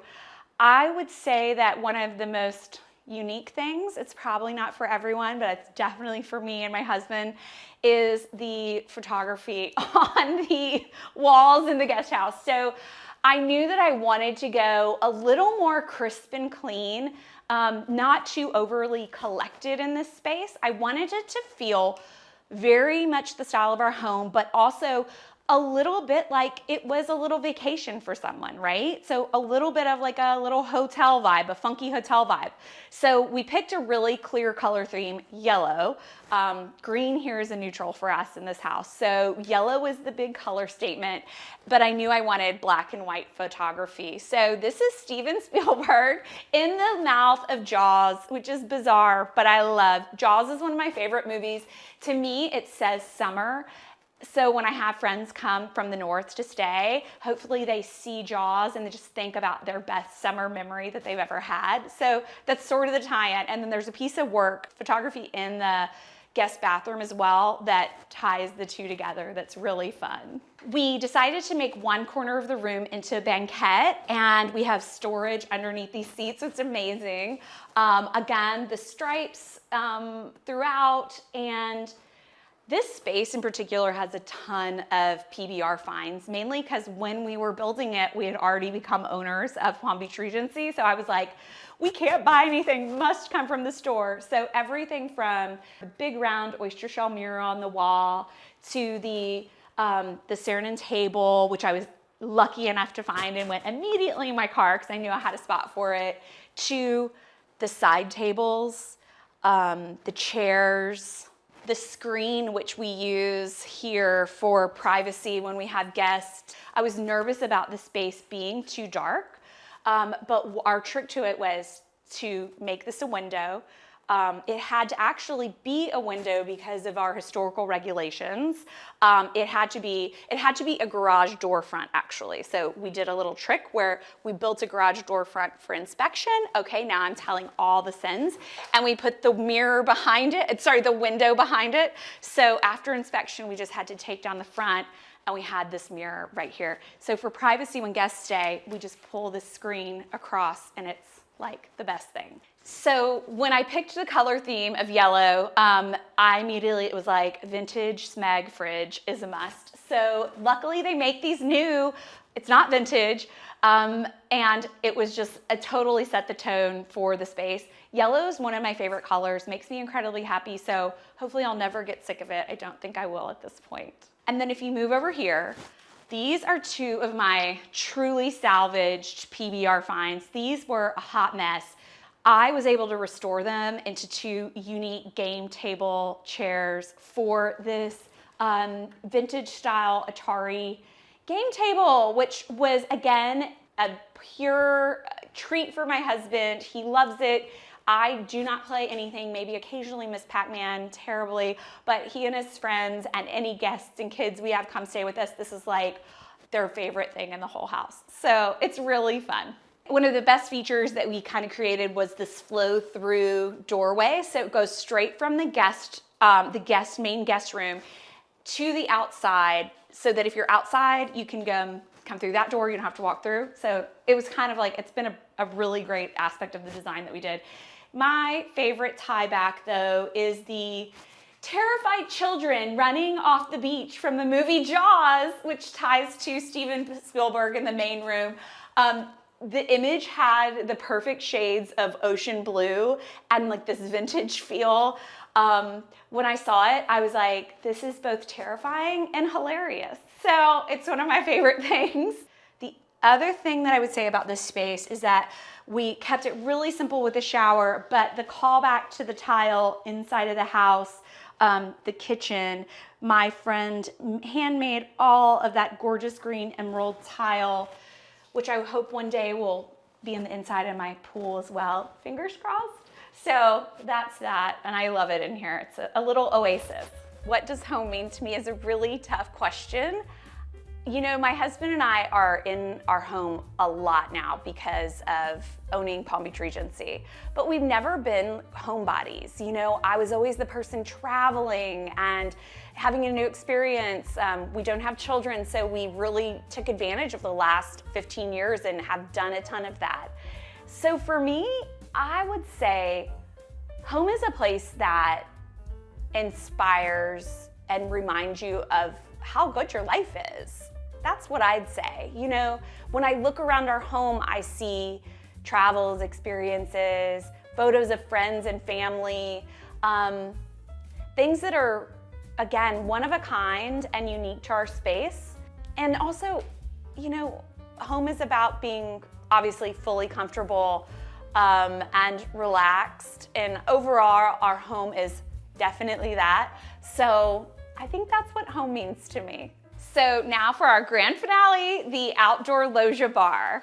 I would say that this loggia bar that we had built off the guest house is the heart and soul of our home, because it's truly where we spend so much time with friends and family. So what in Palm Beach, what we call a loggia is a structure that's attached to the building that has open air sides. So this isn't an awning, this is actually a structure that's attached to the guest house. And if you look up, we finished the ceiling with Pecky wood cypress, which is sprinkled throughout the home from our front door to our living room. It is an original characteristic of homes from the 1920s and especially old Florida. So that was a really fun detail that we wanted to bring in, matching the dark color of the wood to what you see throughout the home. My husband and I were sort of convinced that we wanted a hotel lobby type bar, not like a traditional sit-up high bar. So we had a countertop bar hand poured with pebbles and shells from concrete. It has all the peckled top and character that we really hoped it would. And so this is really the mainstay of the bar. And then the front part of the bar, as you can see, we had the Pecky cypress wood done all throughout the side of the bar as well, just to mimic the ceiling and to give it like a real grounded feel.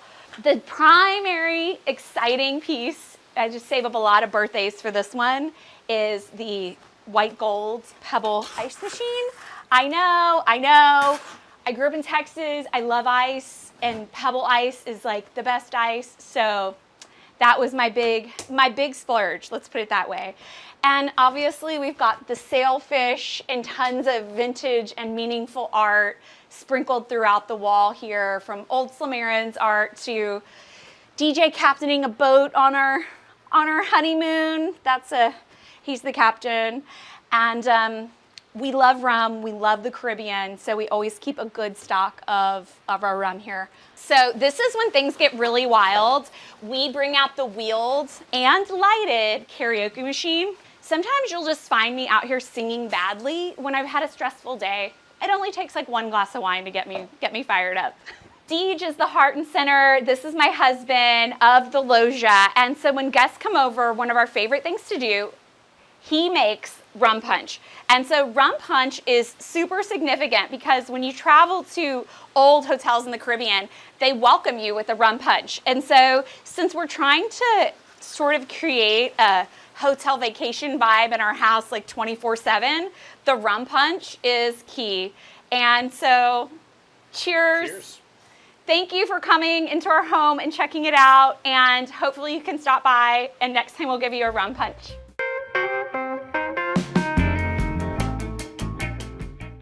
On today's episode of Homeworthy, we're going inside the historic Hollywood Hills home of designer Scott Formby. This 1920s home reportedly belonged to a famous silent film star and was later home to singer Stevie Nicks. Scott used rich hues on the walls and has filled the home with beautiful items from auctions and textiles from his travels abroad. Enjoy this episode. You're watching Homeworthy, where we believe every home has a story. Like and subscribe for more. Hi, Homeworthy. I'm Scott Formby. Welcome to my home in Hollywood.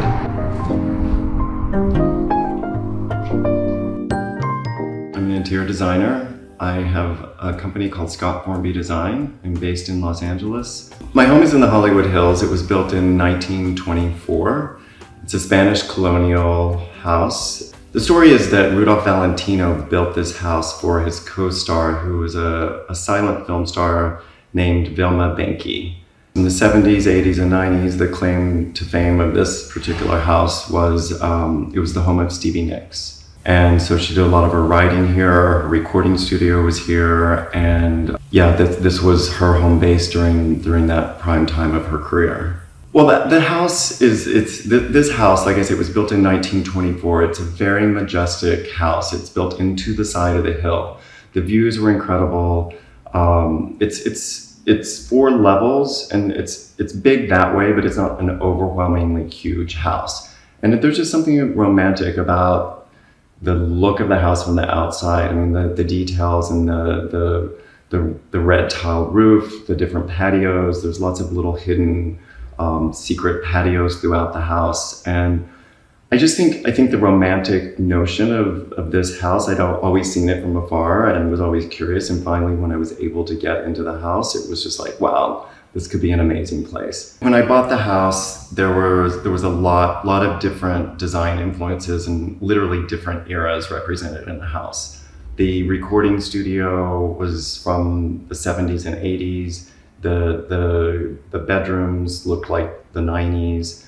The living room looked like early 2000, very generic white and overstuffed couches. So there was a lot of work I had to do in the beginning to literally bring the house up to a place where I could then start designing and decorating it. A lot of the arches that were typical of the architecture in the 20s had been replaced, some of them removed, some of them were square. So I had to do a lot of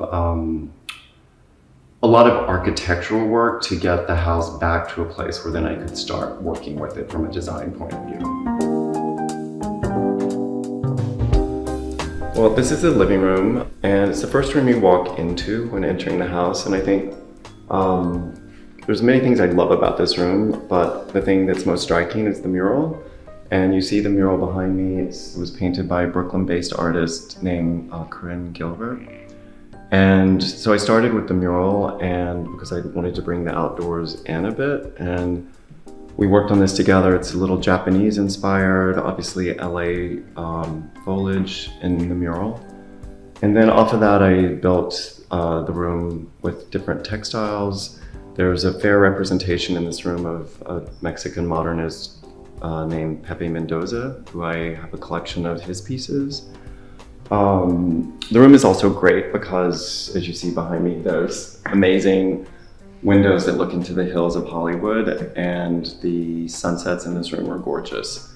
And it's also just a great room for a chilly LA night when you want to light the fire. There's a table that is an old Fornasetti table with Harvey Prober chairs around it that I use as a game table. and that's here. And then turntable and small little cocktail bar to the right. And then further into the room, you see these lamps are actually Pepe Mendoza. The ceiling was originally, these are the original stenciling from the 20s, so you see that in the room.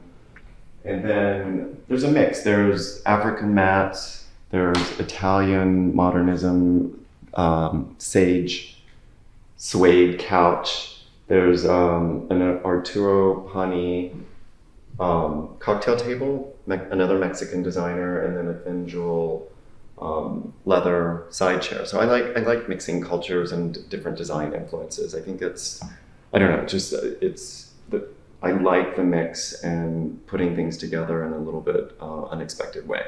An example of that is like the couch. The couch is Italian from the 60s. The table is Mexican from the 40s. This chair is, like I said, it's a thin jewel chair, so it's a modernist chair from Europe. And I think there's a way of mixing different design influences and different cultural influences into a room that I find really interesting and not so one note. I guess the other part of this room that I'll just rip the Band-Aid off and talk about is the fireplace, because this was a kind of an iconic fireplace that Stevie Nicks would perform in front of, and there are videos of her singing in front of the fireplace. And it had, I don't know if it was the original tile, but it was a blue and yellow tile that I wasn't a huge fan of. These are true antiques. These are my first pair of cowboy boots that my first rodeo when I was 5. And they're from my first and last rodeo. My mother was a cowgirl and founded a museum called the National Cowgirl Hall of Fame. And so I think at some point when I was 5, there were thoughts of me becoming a cowboy, and that lasted about a week. There's this influence of nature throughout all my design work, and whether that's through color or bringing plants into the room or an animal influence. I mean, not specifically animal prints, but like the organic shapes of animals and plants, I think are really important and inspiring. That is a black olive tree, which has become the trendiest tree around right now. Like, you can't find them. They're, you know how plants have their moment? The black olive is having its moment. And for the record, this tree I got 2 years ago, and literally you have to water them like twice a week. And they're very temperamental, but once you get them set, they're lovely. There's a few pieces throughout the house of different art exhibits. So they're actually, this is a poster from 1954 of an exhibit, a Picasso exhibit. I've always loved his art, and it's just a nice way to bring art and design and pattern into a room. Just, you know, not expensive repro poster, like framed beautifully. And this is, I mean, I love picking up things on the street, but this particular, like pine cones or branches or just beautiful dead flowers or like LA's amazing that way, because you can just literally find the most beautiful vegetation or things on the street. But this particular piece I got down at the Flower Mart. So this table is a Fornasetti table that I actually have the original artwork to for the top of it, that I bought at auction actually here in Los Angeles. And then the chairs around the table it's a cravat fabric with an African influence. The chairs are Harvey Prober, mid-century American. And then to the right is I use this as a game table kind of entertainment center. It's a small entertainment center. I've never been one for big TVs or big screening rooms. So there's actually a turntable and 3 decks of cards and an ice bucket and a cocktail shaker. So that's my entertainment center. The ice bucket is Gucci ice bucket from the 70s, which is one of my most treasured pieces. So it's gold and silver, beautiful ice bucket. The bar is not set up. It's a little early in the morning so far, but this turns into like a full, nice little place to start the day, the night here, with the fireplace going and the card table when friends come over. So this is the first level, and then we go upstairs, goes into the dining room and the kitchen, and then so I'll show you that.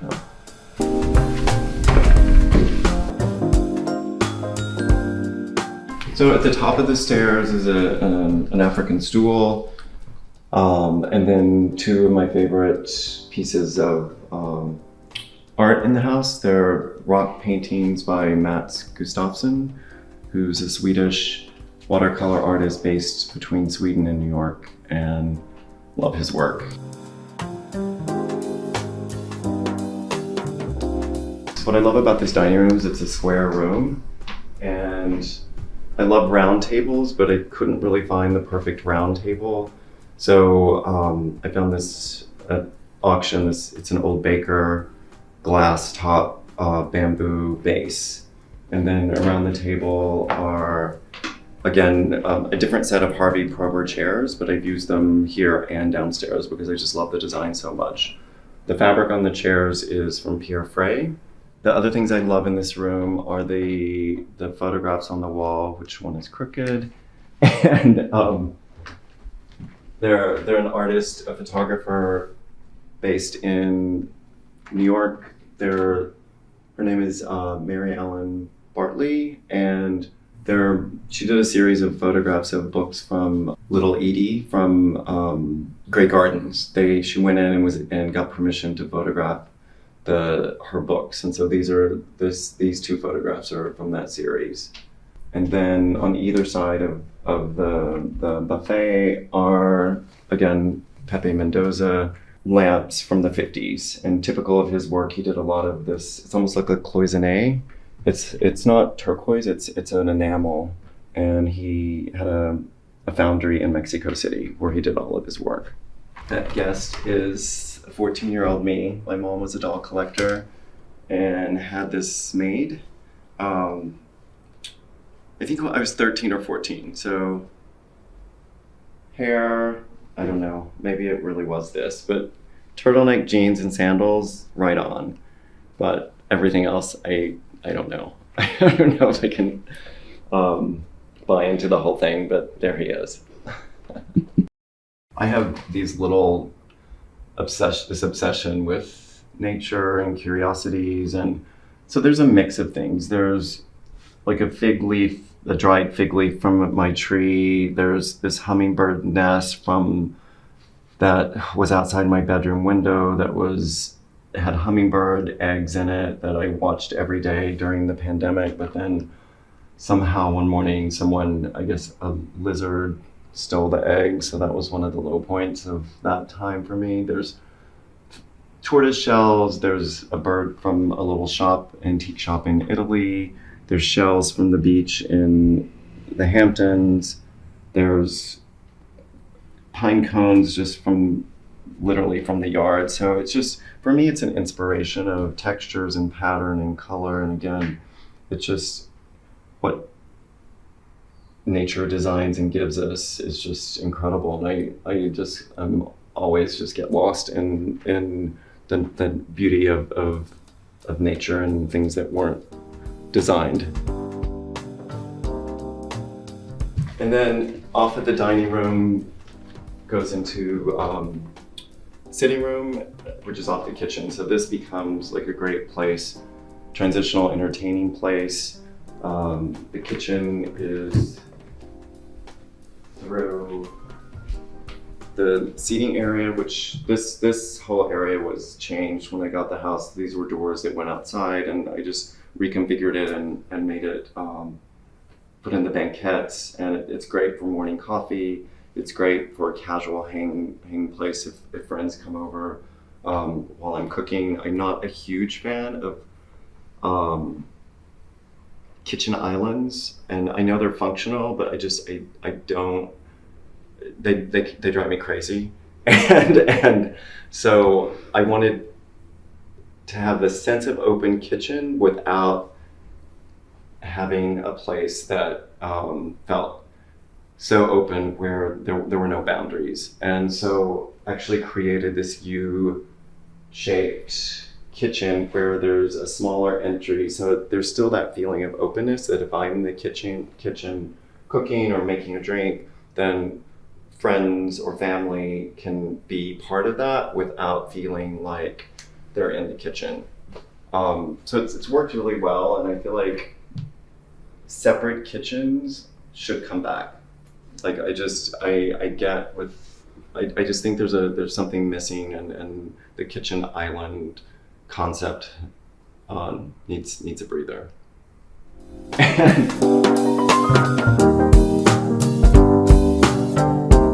And then in this kitchen, the other rule that I broke is it's dark, and my friend who sold me this house, who's a real estate agent and has become a good friend, he kind of visibly cringed when I told him I was painting the kitchen charcoal, and then saw that it's not black, it's a charcoal with turquoise accents, but again, I think a kitchen should feel warm, and for me there's such a big outdoor space here that to make it it doesn't feel heavy, it still feels warm, and I love the mood between these three rooms. Now come into the kitchen, I'll show you a few things that I love about the kitchen. I've used Pepe Mendoza cabinet pulls. So there's 3 or 4 different styles that I've collected. So you'll see those, you'll see fish, you'll see the light switch here, which is a pineapple, the bars on the cabinets on either side of the refrigerator. I do like the darkness of the color, but it doesn't feel like a dark room because I've added the mirror behind the kitchen sink. And then you'll see the bar. I'm a big fan of glassware, and I've designed glasses and different barware for a couple of different companies. So that's a collection of time through time of glassware that I've designed. Some of them I see could be cleaned a little better, but let's ignore that for a minute. So my parents' wedding crystal, I've a service for 12, so it's not all here. These are Italian cut glass that when I was working in Milan, so there's a memory here. These are from a company that I worked with in Canada. So great memory of a group of designers that I worked with in New York and in Canada. These were bought in Palm Springs at a thrift store, so a great memory there from last summer.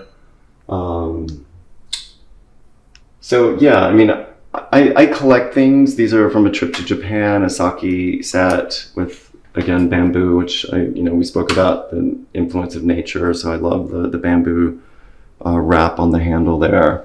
But for me, more than anything, objects are the collection, the memories that objects hold. I think for me, give value to them, not the market or the resale value, obviously, but I think we all have that moment where you're given something and it starts holding something. So it's like, I feel like objects and things can become powerful that way.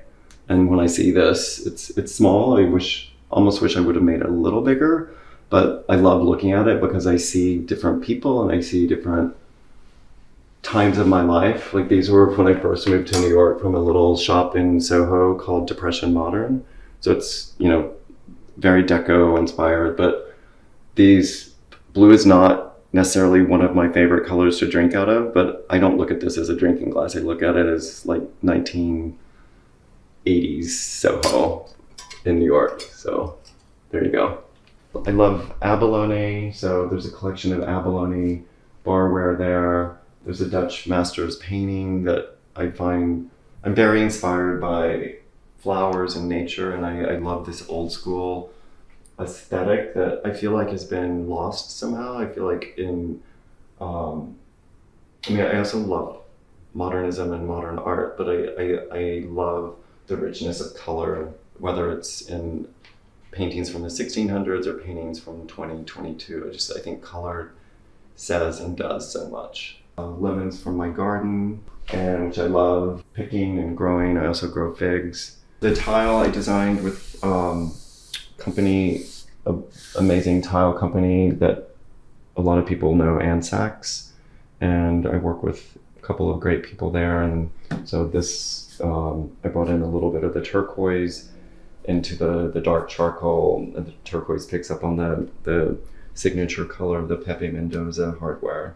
So I like that there's a nod to that without being totally matching. And the punch bowl now has a permanent place, I guess, here. It was bought for a Christmas party. It was inspired by, I was at a Thanksgiving dinner at a restaurant, and they had a big copper bowl with wine bottles stashed in it. And so I went online and bought this at an estate sale from Louisiana, and it was pitch black, and it was this color. So it took me a couple of days to polish it, but it was Christmas party, and now it's 6 months later and it's still here. This foyer goes into a different part of the house, a guest bedroom, and then into a powder room, which when I got the house, this was a laundry room. And so there was this house is really an amazing house to entertain in, but there was no bathroom on the entertaining level. So I reconfigured the laundry room downstairs and then just did a small powder room. And then off the powder room is this foyer, which is painted stripes, which I stole from the idea from one of my favorite shops in the world, Blackman Cruise. And they have this beautiful wall of painted stripes in khaki and charcoal. So I was inspired by them, let's say. And then if you look in the powder room, there's a Pierre Frey wallpaper, which again is nature inspired. It's palm trees. It's a little bit more Egyptian. There's pyramids in the back of it, but it's very exotic, and I love it. I love the palm trees and the design of the wallpaper. We're now on the second level of the house, and we'll go up to the third.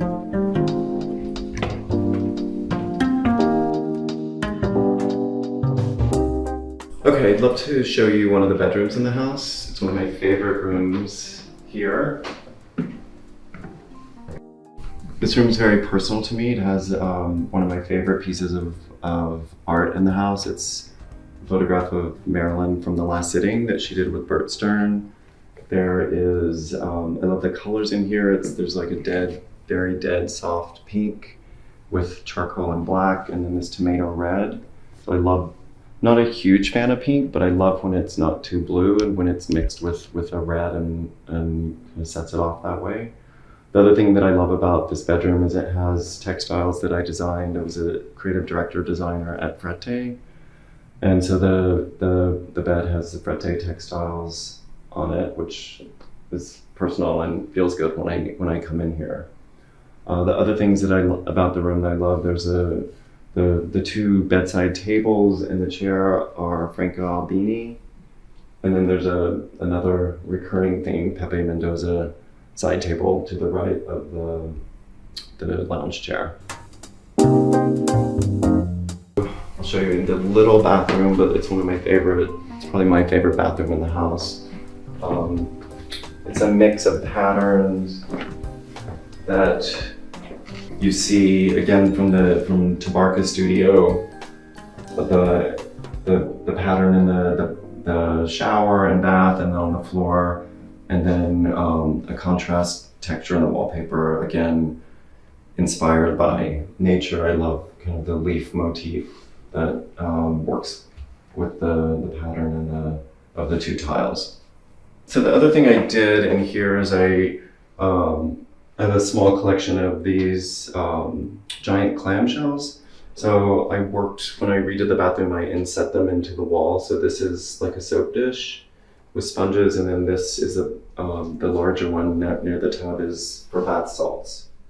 Yeah, I love them, the natural element coming into the room. So come in, I'd love to show you my studio now. This is where I work primarily, and there's a little bit less color in here. It's a little more neutral. There's some pieces in here that have followed me around wherever I've been that are very personal. This chest, which is beaten and used, but it's been in 3 or 4 different places with me. This table was in my office when I worked as a designer and creative director at J. Crew, so it's my creative. There's a lot of creative energy around this table. There's a lot of books in here that I love. I mean, I am always inspired by books, and if I just want to escape if I'm starting a new project, that's always my go-to, whether it's a bookstore or coming in here or around the house. I love being surrounded by books. I feel like they're not only inspiring, they feel like personal and warm, and I think that look at all the ideas and hundreds of pages that you always see something new when you look into a book. I mean, the other thing you see in this room is again, it's a recurring theme with me, is nature, and you see the birds and you see the horns on the skull and the anemone in the back, and a lot of these books are on nature and gardening, which is my other passion. And so I think, and that's the other thing that I love about this room, is these doors open into the garden, so I can work in here and hear the birds and hear the noise and see the breeze, and it's a lovely place to be able to work because it's very open to the outside. Another part of the studio I'd like to share with you is I've taken this old part of the house that was a built-in part of the closet, and I've turned it into a fabric library. And so it's also got my trusty high-tech printer, and every drawer is divided by either color or different fabric. So, like, for instance, this is the burgundy and red drawer that has velvets and shades of warmer tones and pinks. So it's a kind of a great way to stay organized and works really well. So I didn't have to do any office type built-in furniture for the library. I'm outgrowing it a little bit, but it's pretty amazing way to work. And this is all different wallpaper samples and some of the things I'm considering from some of my favorite places. But just a nice way to stay organized, and it really works well, and was part of the house that I didn't have to change. I mean, this cabinet, like I said before, this cabinet has been through 3 different homes with me, and I love it. I love that it's all nicked and got stains on it, and it's just like, I love the color, I love everything about it. And it recently made the trip from my New York studio out here, and in New York, it served as my closet, or my part of my closet where I kept all my sweaters. And so it's got like all my huge 3-gauge hand knit sweaters that I have no idea what to do with in LA. So I've just left them here. So they're in my studio in this cabinet, taking up space. But at some point, I've got to deal with what to do with wool hand knit sweaters in Los Angeles. What's nice about this room is when I'm here working with my assistants, it's a small room, but I love the way it's laid out, because there can be a moment here and there can be a moment here where I'm either sitting here and one person is sitting there, or the 3 of us can sit at the table, or someone can be sitting working there and I can be sitting here. And it's nice because we open the door and the breeze from outside comes in, and someone can come in from the pool if they're working out there. So the room is small, but I'm really happy with the way it's turned out, because it feels creative. It feels like there's a moment of serious work and there's a moment of casual work. That piece is by a New York artist called, his name is Ricky Albendi, and I bought it at a fundraiser they called Art Walk, and actually was at his studio, and it came up for auction. And it's the the working piece before he did the final piece. So it's actually a collage of letters. Obviously, it says breathe, which I have to remind myself daily to do. So it's kind of the perfect piece. Again, it's been in 4 different places with me, and that will probably be wherever I spend a lot of time. I need that piece because it's something I forget to do, and so it's a reminder. That's a really good lesson that I feel like I just need to tell myself every so often. It's an amazing space to be able to work in because it's the proximity is like literally can open a door and walk out to the garden in the outdoor area. So let's go there and I'll show you that.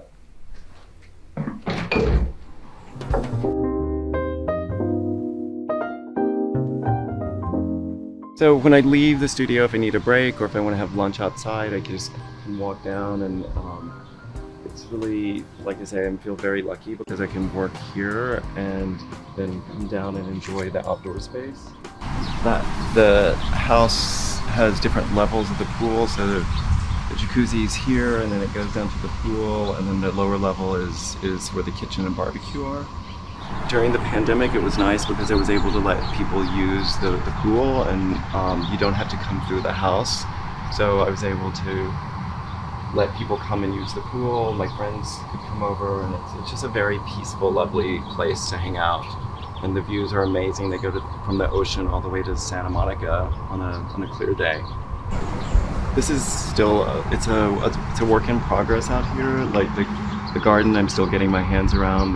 There's a lot of work to be done, but the outdoor part of the house is still, like I say, a work in progress. I focus on the inside, and probably in the coming year, we'll start focusing on some work that needs to be done out here. My favorite thing about this house is it's a seasonal house. There's parts of the house that feel like, okay, there's the fireplace in the living room that's perfect for a holiday party or entertaining during the fall. And then there's a lovely outdoor space with a swimming pool and a patio that is actually great also in the winter in LA, but it's obviously a summer-oriented space. So I guess my favorite part of the house is it's really set up for entertaining. And I'm still discovering that because 2 of the years I've been here were during the pandemic. So it's still like I'm discovering how this house works with people in and out of it.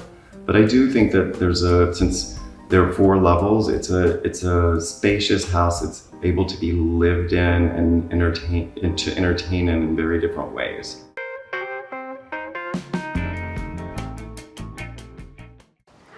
Hey Homeworthy, I'm Lewis. Thank you so much for coming to my home in West Palm Beach. Come on in, let me show you around.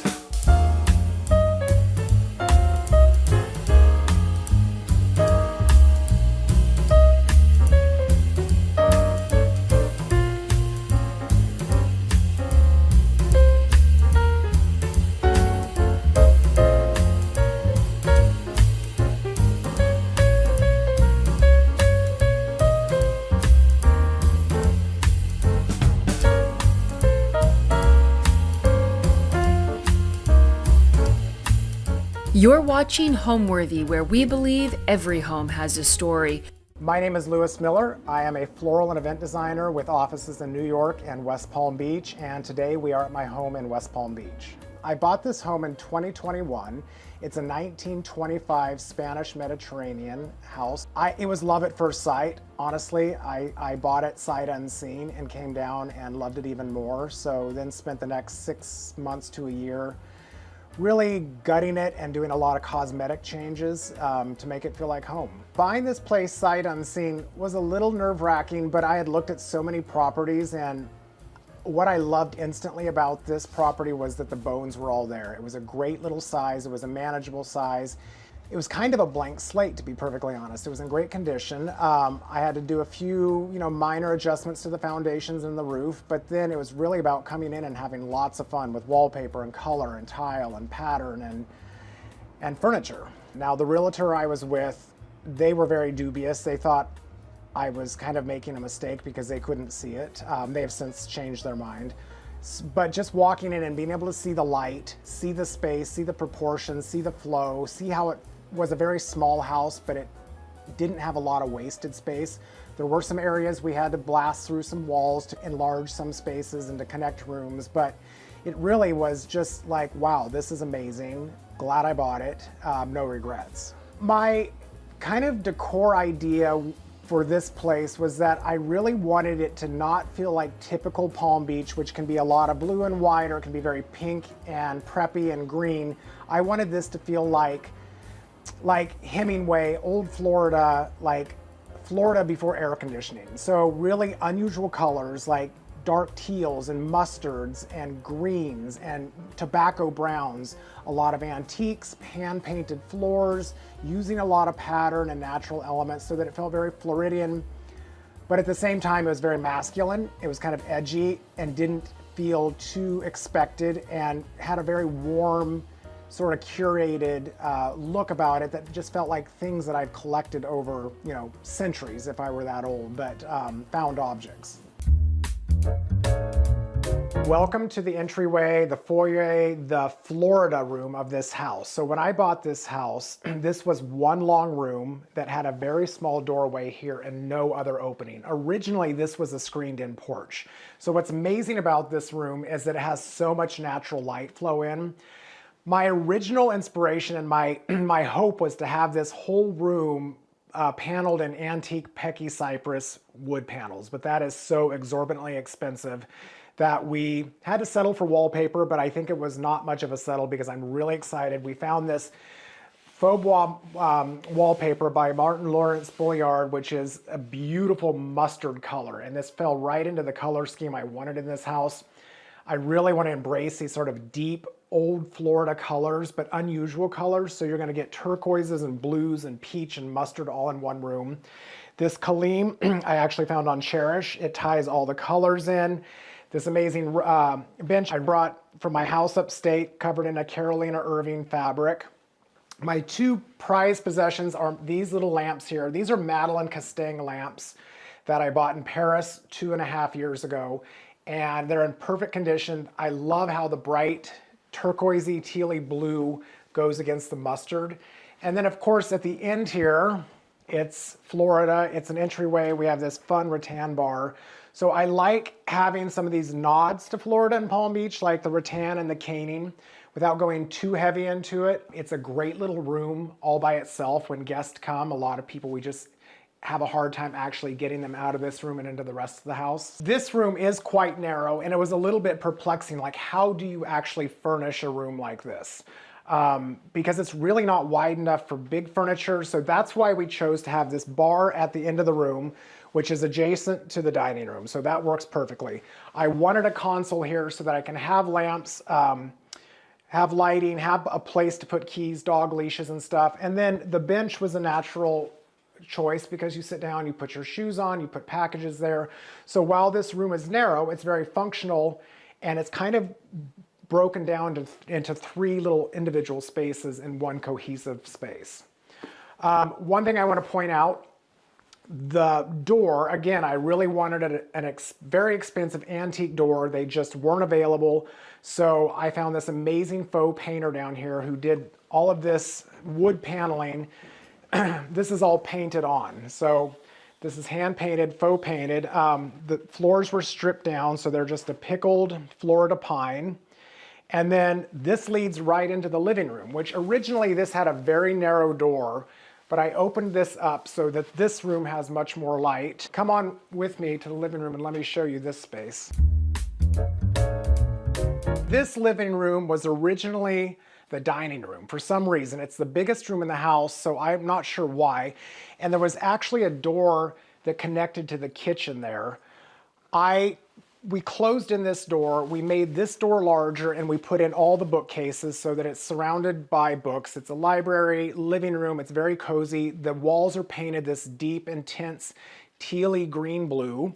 The floors have been hand painted by Mary Mead from Atlanta. They're done in this geometrical tobacco stained pattern with the natural rush rug. These two chairs here I found locally. They're French, antique French armchairs, club chairs, so I love them because they're a little tattered, they're a little worn. The dogs love them. This sofa here, it's a down sofa. The dogs love it, as you can see. This is from Howe, London, one of my very favorite furniture makers on Pimlico Road. And then this bird prints I found in Paris at Stéphane Olivier Antiques. And that added just the right touch because it feels very Floridian, but it's sort of saturated, it's antique, it's vintage. It works great with the colors in here.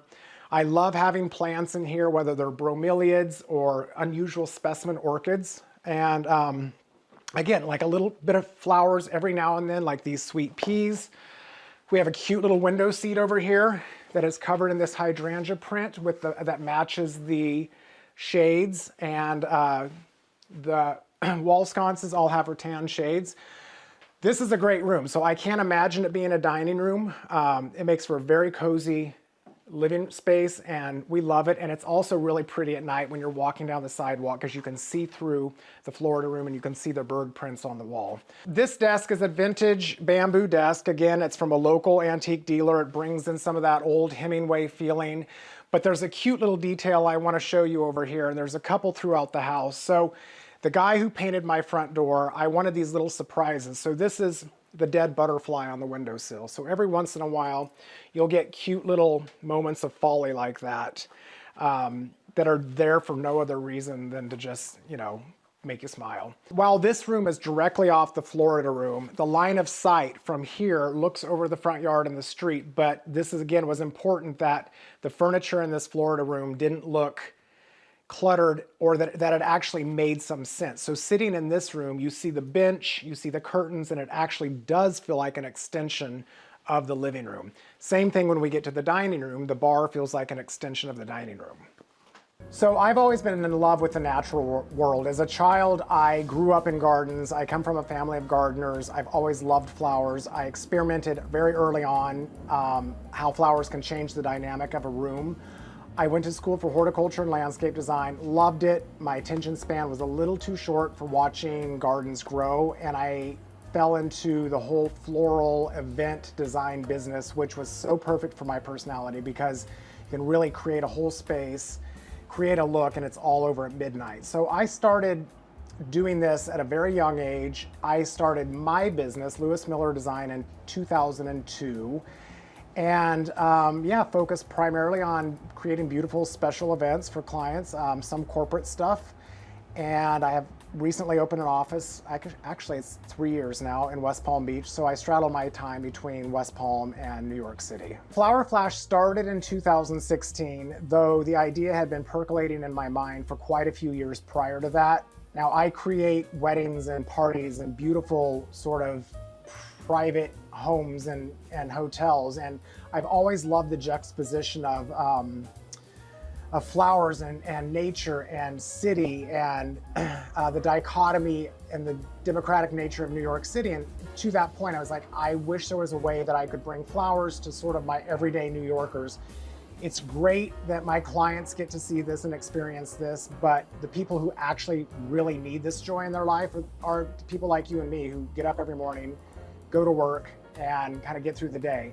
So at that point in my career, things were going well. I was like, there's got to be a way to give back. So the first Flower Flash happened in 2016. It was literally taking leftover flowers and doing sort of a pop-up street art installation with them for the sole purpose of nothing other than bringing a smile to somebody's face, that they could experience it, they could take a picture, that they could take a flower, and just kind of be a surprise in the middle of New York City. So welcome to my dining room. This room in the house was originally the living room. It has the fireplace here, and this wall was completely closed off. So one of the best things we did immediately was to open this up. This allowed all this natural sunlight to come streaming into the dining room. And you can see it connects to the Florida room. We have our bar there, so this really feels like a natural extension of the dining room. This room is one of my favorite rooms as well. There's something about it that just feels, I don't know, almost like things were collected from a pirate ship or something. Two of the most important things in this room that really ground the space are these two antique 17th century caryatids. They're Italian. I bought them from a dealer down here, an auction house down here in West Palm. And I paid a fortune for them, knowing that I could sell them tomorrow for twice as much. I actually got a pretty good deal on them. They're incredible. So I actually had them wired to be lamps so that they will light up. They look beautiful at night. They flank the archway here. We then come in, I've got the dining table, which is a pickled oak dining table surrounded by vintage French Louis Sagnot rattan chairs. Louis Sagnot rattan is, I love it, and I have a lot of it in the house. The wall sconces are also that. It's a little less typical when it comes to rattan for Palm Beach. It's from the 50s and 40s. It's French. It has a little bit more style, I think. So we pulled in the same yellow in the cushions here. This is the same fabric that is in the window shades and the window seat cover in the living room. We had this fireplace here that we inherited and could not find an antique fireplace surround that fit right or was somewhat affordable, so we kept this and had the faux painter do very exaggerated faux bois wood on this in this kind of rich mustard color. And then this amazing tile, tobacco stained Portuguese tile, which picks up the floor pattern.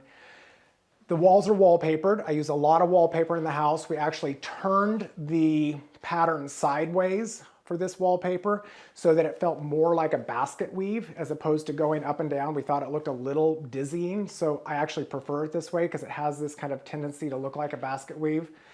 And then trimmed everything in this room out in the same green blue that the library living room is painted in. This pink chest is a piece I've had for years. I love, love, love the color. It's an early American blanket chest. I think the peach against the mustard, the blue-green, and the browns is really amazing. It has this old captain's lamp on it. This thing stays on 24/7, so there's always a nightlight in here. Then on this wall, I have this big crane print. When you have a big wall like this, it's hard to figure out what to put on a space like this, and I didn't want a lot of little things since I already had the birds over the sofa. I didn't want everything to be a bunch of small prints, so I found this locally.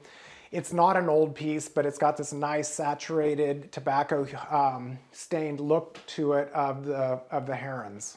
When it comes to doing flowers for my home, I honestly don't take a lot of chances or experiment because I have things set the way I like, and I want the flowers to not be center stage. They're really just to accent it and give it a little breath of life. So I love pottery, I love vessels. Traditionally, I'll have a beautiful pitcher or some pottery on a coffee table that without flowers, it looks great by itself. But then if I just want to throw a handful of ranunculus or tulips in it, great. Suddenly I have flowers. It doesn't take a lot of thinking.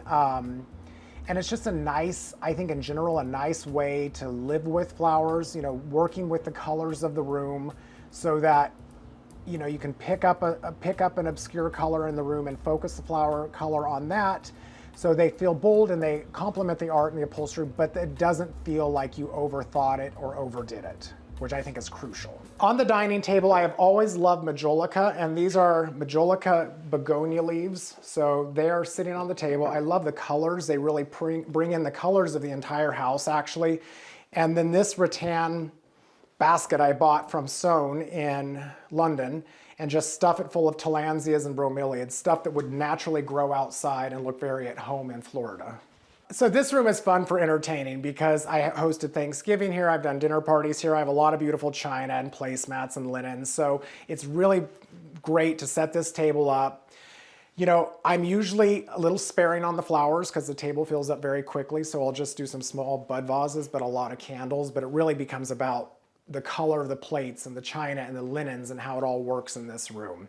One little thing I want to show, another little detail here. We have a little mouse that was hand painted there in the corner. He's peeking out of his mouse hole. That's by the same artist who painted the fireplace and the butterfly.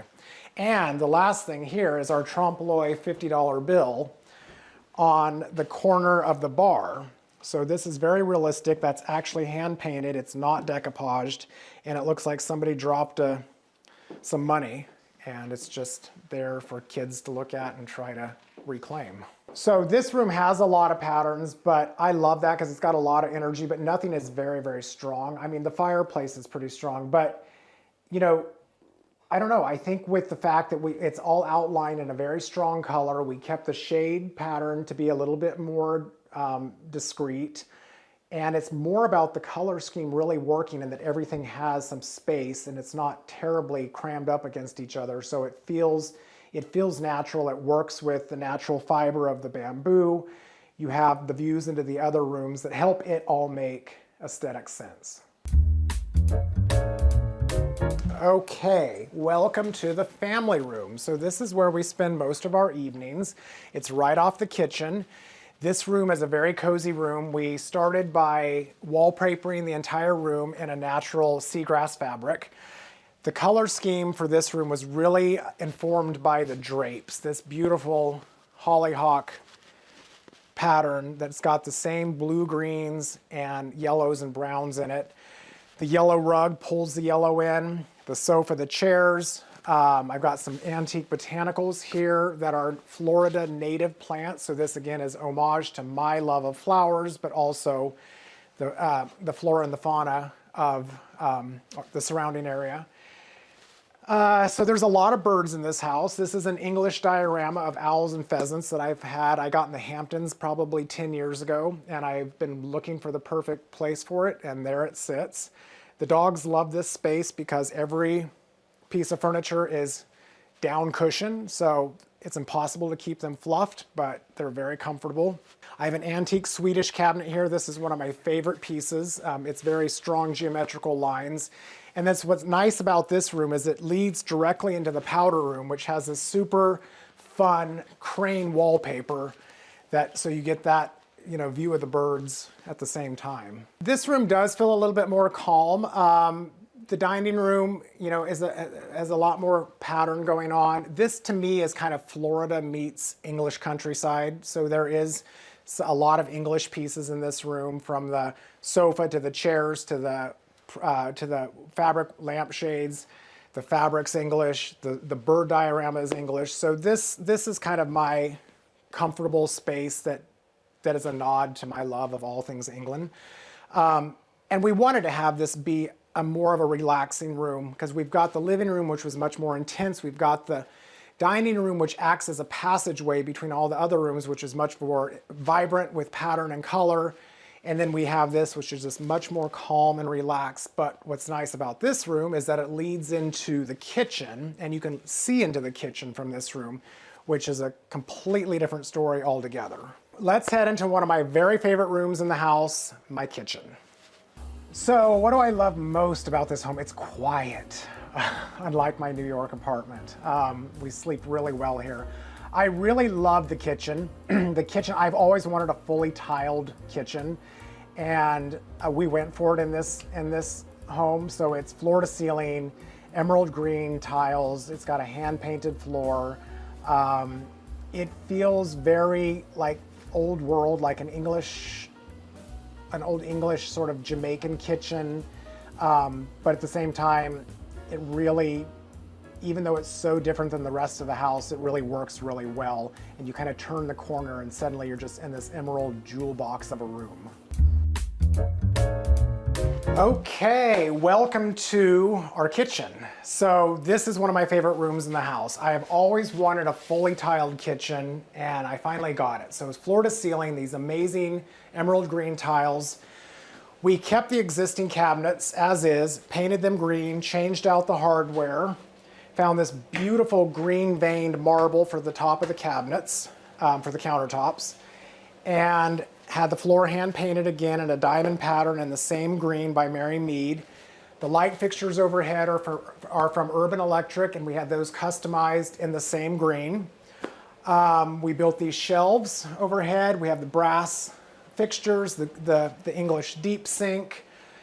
Yeah, it's just a cozy, great room to cook in. This piece is a vintage Gustavian cabinet, which I found on Cherish, which is perfect for a spice rack, and it fits right here like it was made for the place between the refrigerator and the counter.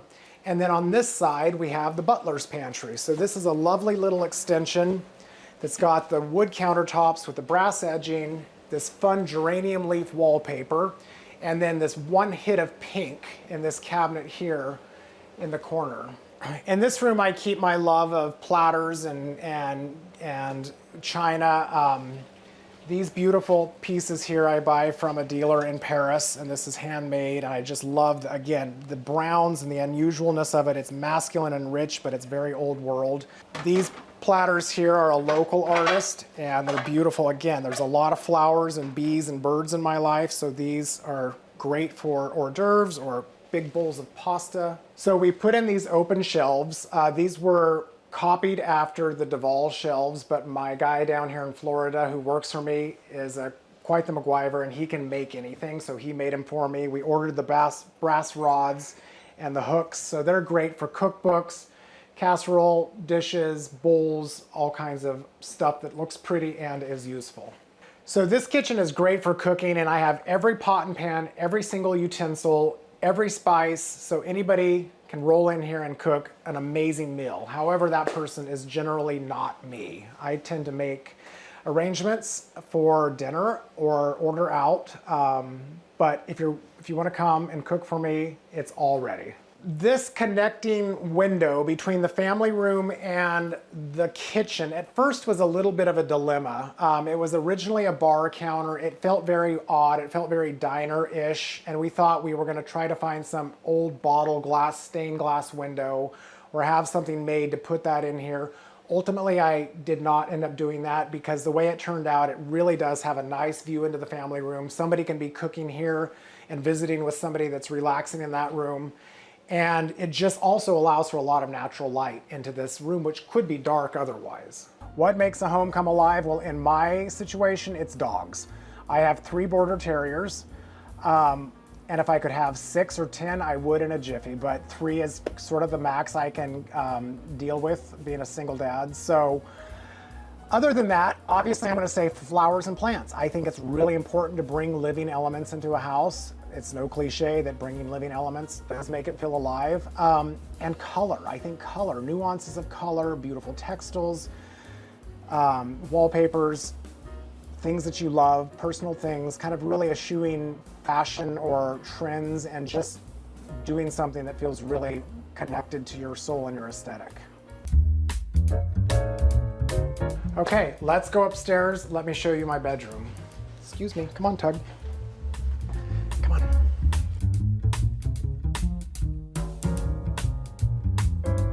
Okay, welcome to my bedroom. So this room originally had a big closet, which we ripped it out so there was a larger space to create a little bit of a seating area. We moved the bathroom door over so that there was actually a proper wall for the bed. These walls are covered in this amazing printed rattan fabric that's got a pale stripe and a botanical print to it. We put in this closet and line the panels with the same fabric.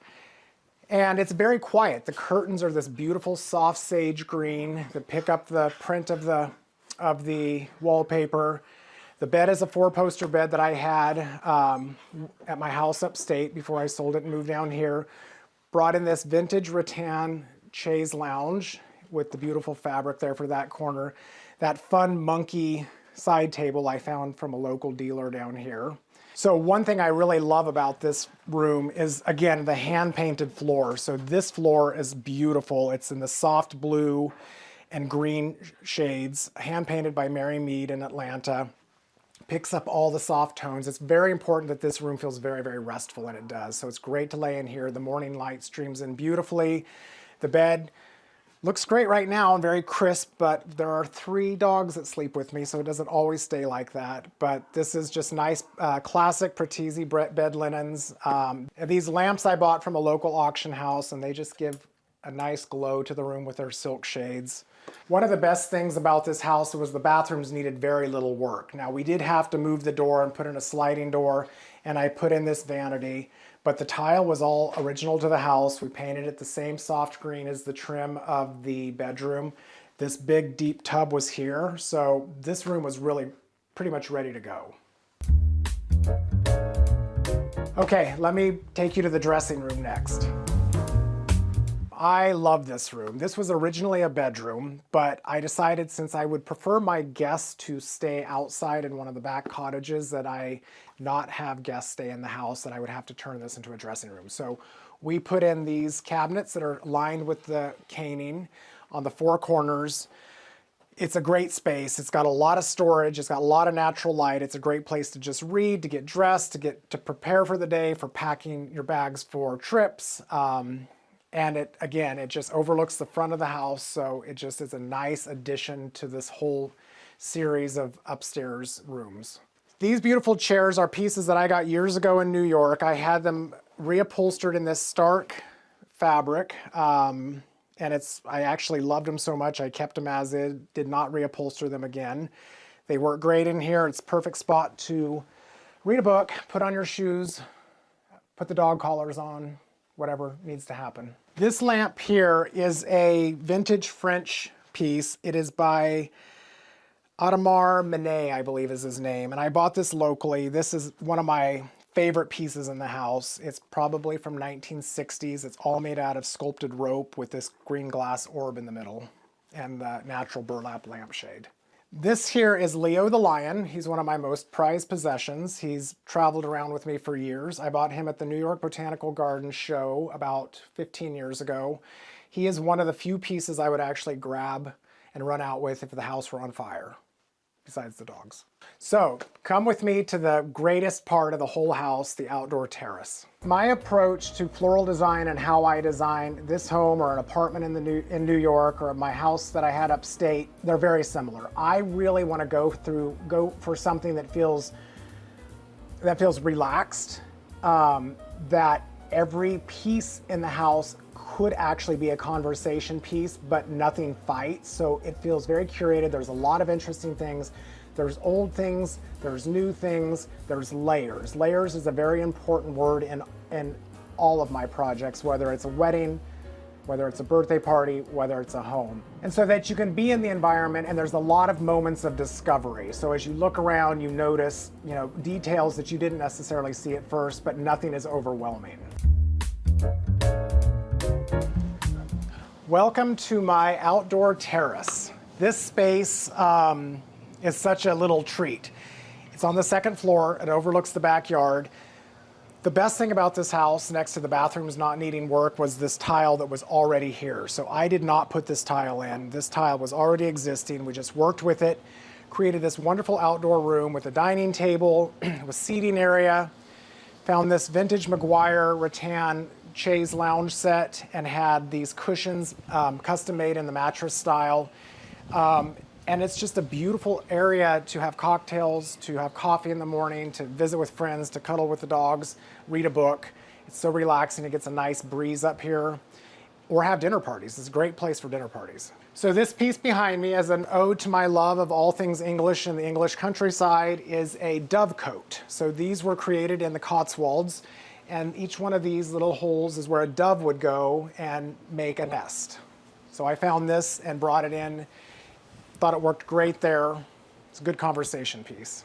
This coffee table here was from a dealer down in West Palm Beach. It's this sort of Moroccan style, very large piece. It has the greens and the reds and the blues, picks up beautifully with the tiles existing. So it's a great piece, and it's also nice because of the scale is so large. I don't have to have a lot of little pieces, and it really grounds this end of the space.